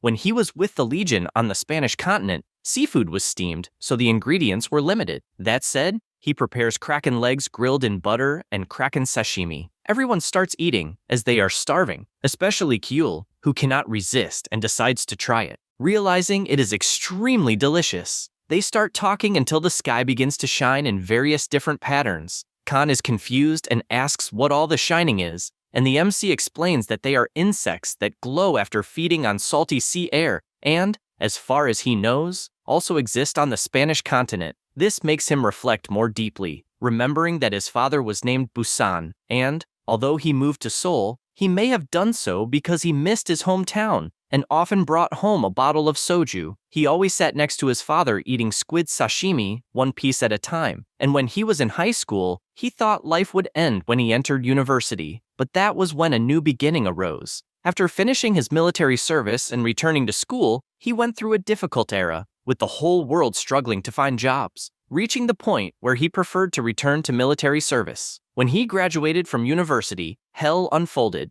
and things like dreams, vision, or academic plans were useless, eventually making him an incompetent person. The world called him that. Both TV and books constantly criticized him for having lived a life without any thought. After living his life studying blindly with no dreams, he thought it was wrong to live without even being able to get a job with a good salary. The moment he gave up his dreams of entering a large corporation was when January 1st arrived and he turned 30. In front of his table, the dinner smelled bitter and salty, and his father always said that the path he took was the right one. After that, the MC made a vow that he would succeed and return, but in the end, he could not come back. At that moment, Khan catches his attention, seeing him lost in millions of thoughts. And after Chul-ho wakes up to life, he becomes serious for a moment and then smiles again, having only been distracted, and asks if he wants to drink more. At night, near the city, several birds fly near a truck, while it is announced that the fugitive called Beast is fleeing east of Seosho.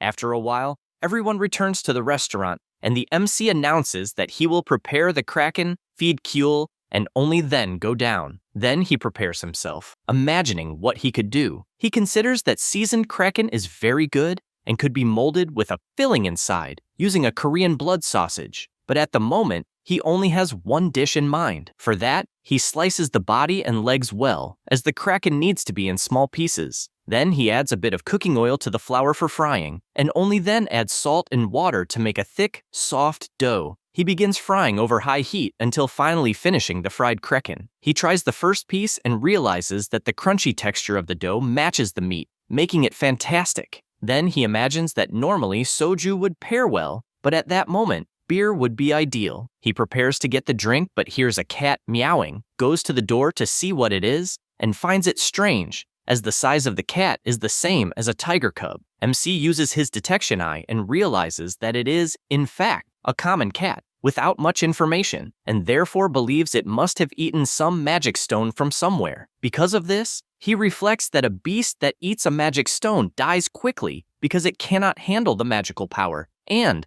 unless it is a unique class, it is powerful enough to kill even an awakened. That is why they can use the stone in daily life, especially processed with engineering to regulate the amount of magical power. And, in summary, it is a lethal object for any living creature. Not knowing what to do, he offers a bit of kraken meat, and while the cat eats everything, Chul-ho can only imagine that for someone so big, Myung-chi is quite gentle. Then he goes to read the newspaper and notices that they are talking about the Guardian Gangbuk, one of the 5 ex-guardians who survived the great monster invasion. He feels as if he has seen that guy somewhere, like in another world, but does not think that is the case. Only then something catches his attention when he reads that there was an attack by giant cats. Immediately, he looks to the side but notices that the cat ate all the food and left. The next morning, Khan helps by lighting the stoves while giving a toy to his sister. MC arrives at that moment and asks what the hell he is doing, and he responds that the stove broke, so he is boiling the broth on his own. Chul-ho cannot hold back and laughs, saying that it probably just needs to replace the magic stone for it to work again. Khan bursts into tears,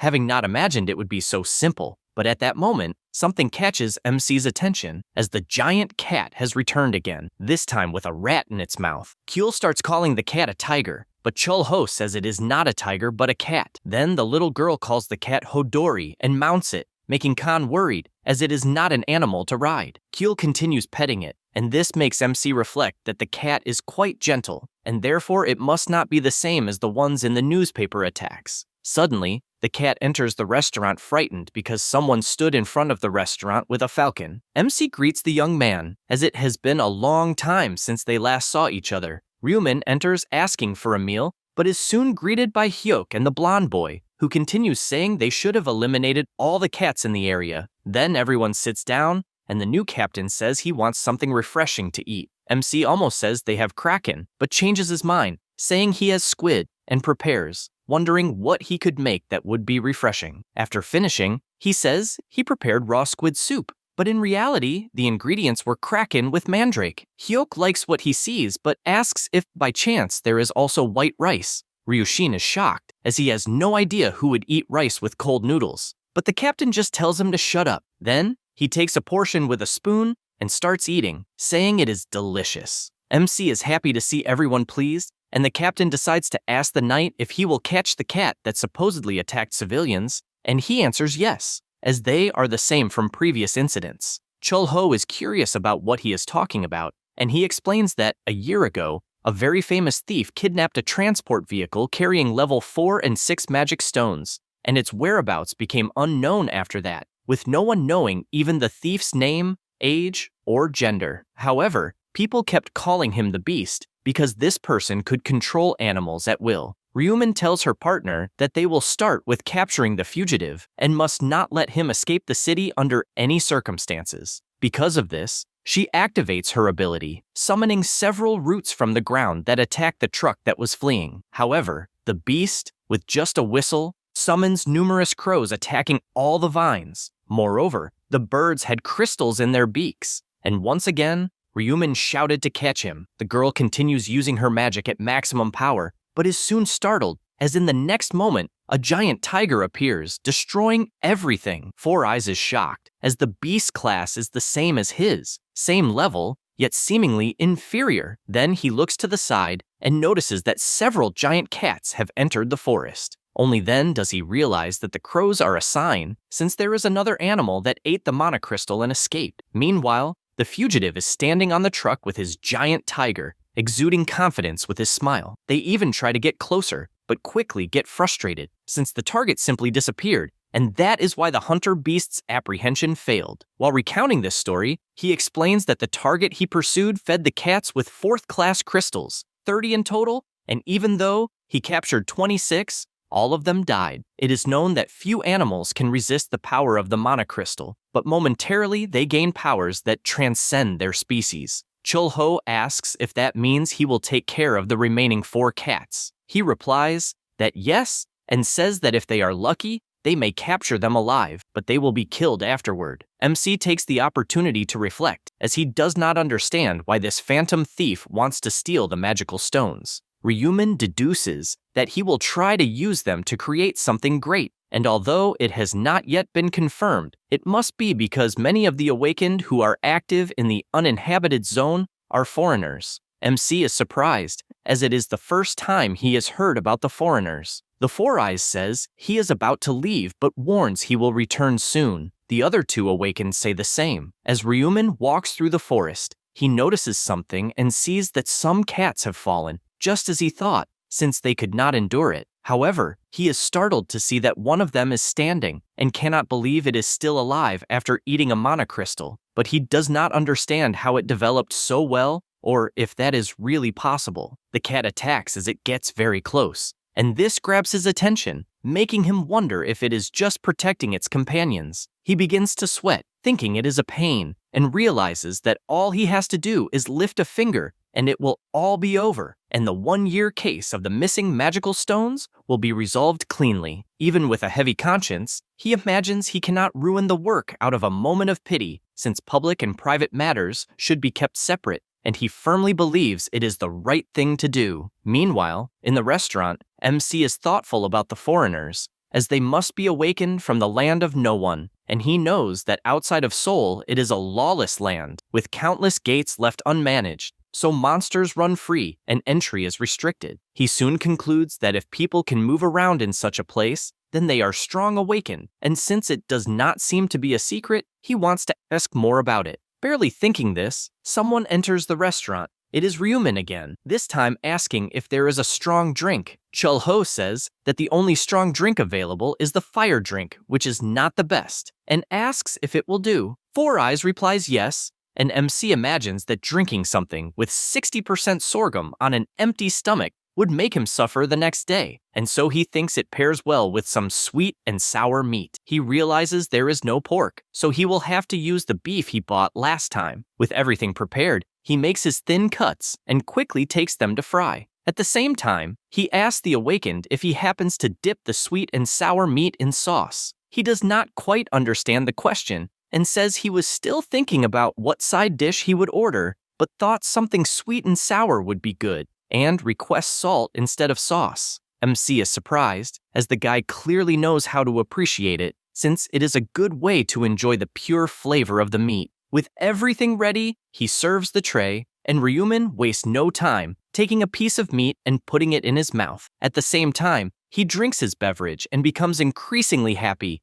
as it is delicious. He takes the opportunity to call Chul-ho, saying that sometimes he is about to do something, and although his head says one thing, his heart says another, and he therefore questions which he would choose. The MC imagines that everyone has their own merit and that, when traversing the battlefield, they sometimes face these moments, like when his companion is dying in the middle of the enemy and his heart tells him to save him, but his mind tells him to keep advancing toward the enemy lines and save even more people. And in the end, he has to pay a price anyway. After thinking all this through, he comments to himself that normally, in times like these, it doesn't matter what choice he makes, since he will always regret it. But at the same time, it doesn't matter what he chooses, because he also gains something. Ryumin, curious, asks if by chance this something is money. Chul-ho, without thinking twice, says that money often, when looking back, may not be as valuable as it seems. He becomes thoughtful upon hearing this,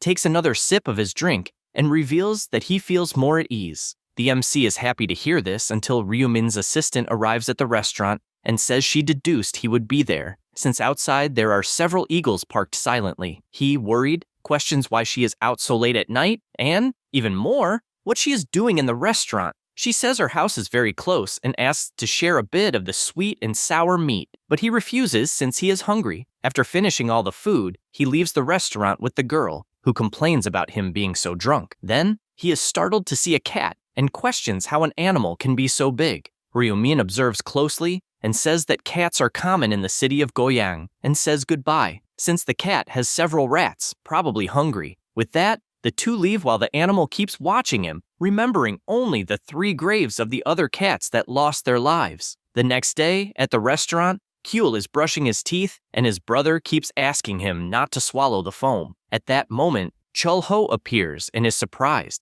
since he didn't have a nightmare for the first time, and, looking at the newspaper on the table, notices that Four Eyes recovered all the stolen mana crystals. He realizes that he bought 4 grade 4 magic stones with his own money to fill the gap, and knows it is an enormous expense, even for a guardian, and therefore concludes that he is a good person and will become a great guardian. However, he soon changes his expression upon seeing in the newspaper a report about an unknown mist related to foreigners. 30 years ago, when people awakened their abilities, 3 generations have passed, and countless awakened individuals have appeared and fallen. During this time, ideological conflict has always existed. One side said they should protect civilians and build cities, while the other side said the opposite, and the 2 groups always fought. After the great monster invasion 10 years ago, they separated and went their own ways. The president, looking at the foreigners' report, merely sighs deeply,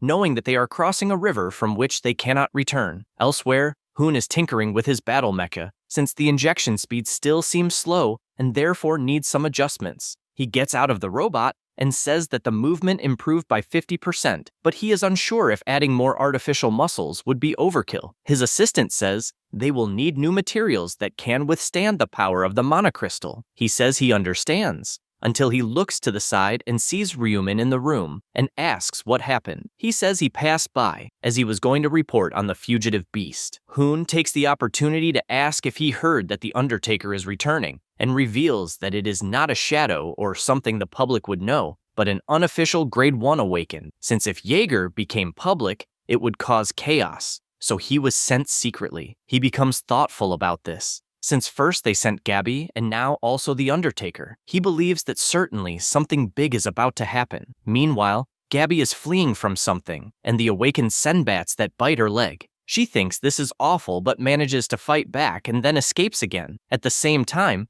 Khan is looking at the city map and, since he has never investigated the Northwest Portal, believes he should go to the location. He is riding around, since he needs to make the most of his free time on the motorcycle that the MC gave him, powered by mana crystals. As he approaches the toll, he is notified that there will be an inspection. He takes the opportunity to ask why there have been so many inspections in recent days. The employee responds that it is because the uninhabited area has been dangerous, and therefore asks to see his ID. After analyzing the document, the employee asks if he really wants to visit the place again. Khan replies that he does, since he is thinking of traveling. He says this imagining that Chul Ho asked him to treat ordinary people with respect, even if he doesn't feel like it. The employee passes his device to check that he is not carrying anything and makes him sign a liability waiver, since it is a dangerous area. Then the dragon continues his journey, and after a while, he pauses, imagining that the place he is in is already safe. He prepares himself, since he must take his investigation seriously, and jumps toward the portals. He hops from one to another, checking their levels,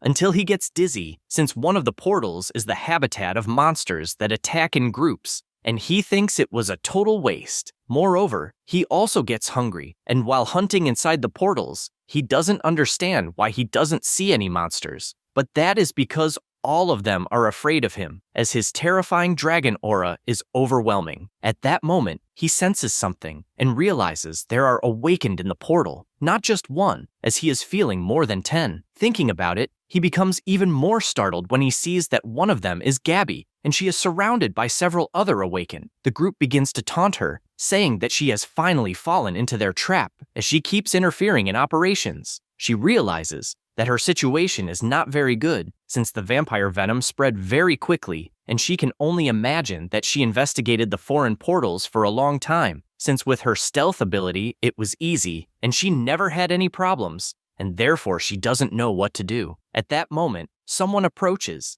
asking not to be killed. He says it took 5 years to set a trap to capture her alive, and reveals that he is Besta. He makes it clear that it is to capture her, as he needs to torment her before she can finally die. Gabby becomes increasingly worried and considers that the only option is to jump off the cliff. Suddenly, the people notice something, just like her, as when she looks at the sky, she sees a giant energy sphere heading toward them. The firepower hits with maximum intensity, enough to scare even the high-level tiger. Besta is startled, as he didn't imagine that the Awakened Association would have created someone of such a powerful level, and therefore, he thinks he will retreat, since someone of this level is at least a rank 0 awakened. Meanwhile, Gabby stands on the cliff and starts trembling like a green twig, not understanding why, as she is not afraid of the fire, but of something even deeper than fear itself. Then, she faints, and Khan appears, catching her. He realizes that the reason for her fainting must be because she was poisoned, and seeing all the destruction he caused, he wonders what he should do. The dragon takes the opportunity to carry her to a safe place and constantly tries to figure out what to do, since, as far as he knows, when bitten by a vampire bat, the wound must be cooled for the venom to leave faster, and with healing abilities, it would be easy to fix. But he doesn't have that. Then he considers whether he should remove the clothes covering the wounds and wash them to prevent infection, but he feels extremely embarrassed, as he can't touch her. Yet he knows that if he doesn't do it, things will only get worse. Because of this, he slowly removes the part of her clothing covering the wound until she wakes up confused, and he is startled, even running backward trying to explain himself. Gabby asks what they are doing in that place, and he explains that he found it by coincidence while traveling, and says it is a cave outside the city. Only then does she realize that the pain is subsiding, and wonders if he tried to give first aid, and for that, she thanks him. He feels extremely embarrassed by the gratitude, and asks her not to worry, Only then does something catch her attention, and he also turns around and asks if by any chance she can get up. The shadow cat replies that it will be difficult, but he asks her not to worry, as he will handle it on his own. She interrupts him, saying it is too dangerous since he is not even an awakener, but Khan tells her not to worry, until the robot appears saying it has medicine, and even asks if he is not the nephew of the restaurant owner. He replies that he was traveling, but Ryuman finds it strange that someone would travel through the uninhabited zone and only appeared there because he saw his name on the gate pass, and did not believe it was really a traveler. Gabby is surprised that Ryuman is also present and asks if he was after her. He replies that yes, since she is the treasure of the association, and he also asks if Khan is okay. He, still awkward, replies that he is. The Four Eyes thanks him for taking care of Gabby and assures that the association will send a reward to the restaurant, but asks him to return immediately, as he believes that place is the base of the foreigners. The dragon just stands there unsure of what to do. However, he decides to return to the restaurant, and the MC immediately asks if something happened, since his clothes are destroyed. Kyul celebrates seeing him well until she transforms into her human form. Khan asks if it is not tiring to play with her, and he replies that it is mentally draining, but says that this way he will expend her energy so that at night she will just sleep. Meanwhile, at the Korean Awakeners Association, an employee reports that the identity verification results showed no abnormalities in Khan, and that he is, in fact, a civilian who has not awakened any abilities, as there is no detectable mana in his body. He also emphasizes that he not only traveled through the uninhabited Northwest, but also has travel records through various uninhabited regions. The Four Eyes admits he is a very brave boy. The employee delivers the Monoscan results, and, after obtaining the records of both the MC and Khan, asks if they really are civilians with no detectable mana. Gabby is intrigued by this, and wonders who was the awakener who created the extremely powerful fireball, since if it was not from the association, it must have been in internal conflicts among the foreigners. But one thing she is sure of, even knowing the boy was helping, all her nerves screamed to flee, and she was even more afraid than when she was chased by the foreigners, as it was a primal fear. And if she were an elf, she would instinctively avoid that aura. So she does not understand why she felt all that from Khan. Moments later,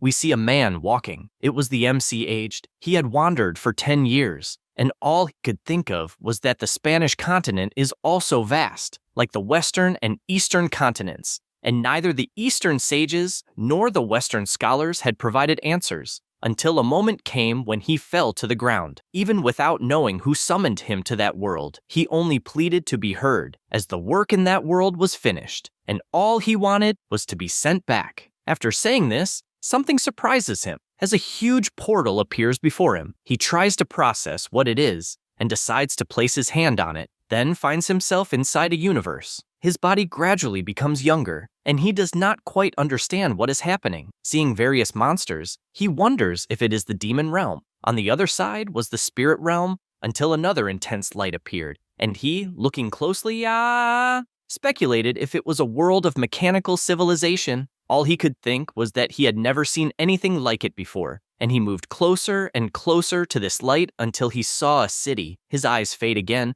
until he finally wakes up startled by the radio noise, as he was having another nightmare. He gets up upon realizing that Kyul is sleeping with him once again, and the radio announces that the Guardian, Master of the Spear, has been promoted to level 1, and therefore the association now has 4 level 1 awakeners. Chul-ho hears this, and imagines that level 1 awakened have great significance just by existing, besides the warning being important for the enemies, and he does not know if the foreigners have anything to do with it. Meanwhile, in the conference room, the Undertaker announces that they are returning after 3 years of investigation, and that it is about the sales report of the other world. The Spear Hero is surprised, as it is the first time he sees him up close. He knows that the guy has an ability known only to the association director and is someone almost inhuman. He grabs a tea and, walking with Hoon, asks why he is not wearing glasses that day. He replies that he likes to wear contact lenses to look handsome for Yuna,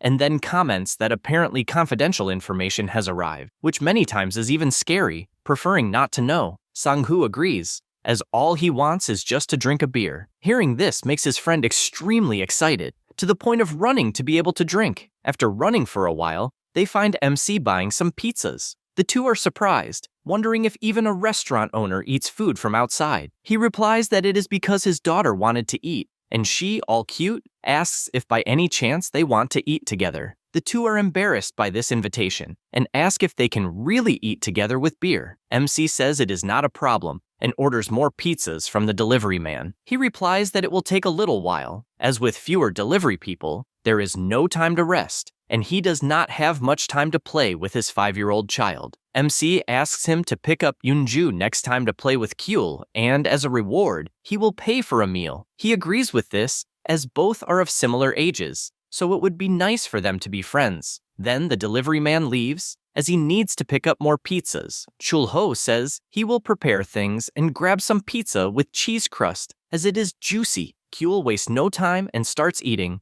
while the two wakened watch how cute she is. MC arrives with drinks, asking if they can really drink. They reply that yes, and say that they are using a ring that removes alcohol from the body. MC imagines that he could also remove alcohol through mana control, but does not do it, as he drinks precisely to get drunk. Hoon says he will teach how to make a drink and begins explaining that first, he stacks 2 soju glasses, pouring until it reaches the rim of the glass. Then, he transfers the soju to the glass beer, stirring with 2 sticks. With that, the somak will be ready. The spear hero questions if the amount of beer is not too little, and he says it is just to celebrate that the spear master is now a level 1 awakened. MC also congratulates him on this achievement, and they continue drinking and eating pizza. After a while, Hoon's watch starts ringing, and they activate the ring's ability to remove alcohol from the body and then say goodbye to Chul-ho and Kyul. However, before leaving, Hoon runs back, saying that when the spear master became level 1, he asked to place something in the restaurant and shows a flyer that the association sells,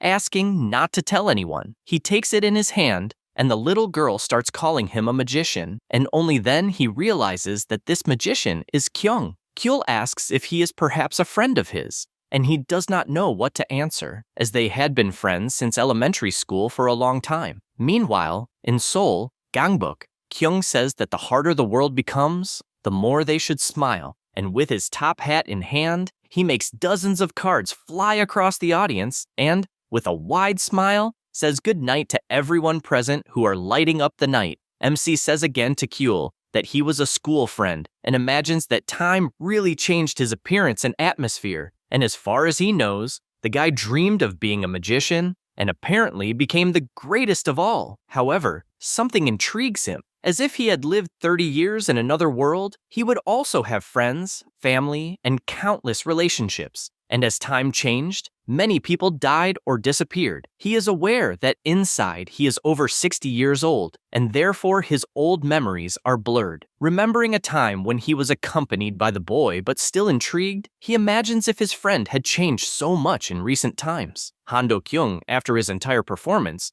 returns to the dressing room and thanks everyone for the compliments on the great performance. But something catches his attention as a portal suddenly opens in the sky near Mia Station. Immediately, he activates his communicator to report this appearance and prepares himself, knowing it is better to clean it up as quickly as possible. Because of this, he summons a giant card and flies on it toward the portal. After passing through the entrance, he is surprised as the place is full of gears. He admits it is an abnormal phenomenon, but knows he needs to clean it anyway, so he summons his deck and, with the cards positioned, summons the spirits of each one. Then, with a snap of his fingers, he begins to destroy all the machines around. More people appear asking for help, and he says that although the monsters are low level, they cannot relax now, since a dungeon typically has a powerful boss. No sooner has he said this than a giant gear golem appears, and he tells everyone to stay on alert as it is a new monster. After the entire battle, he takes the boss's pieces to the Awakening Association's workshop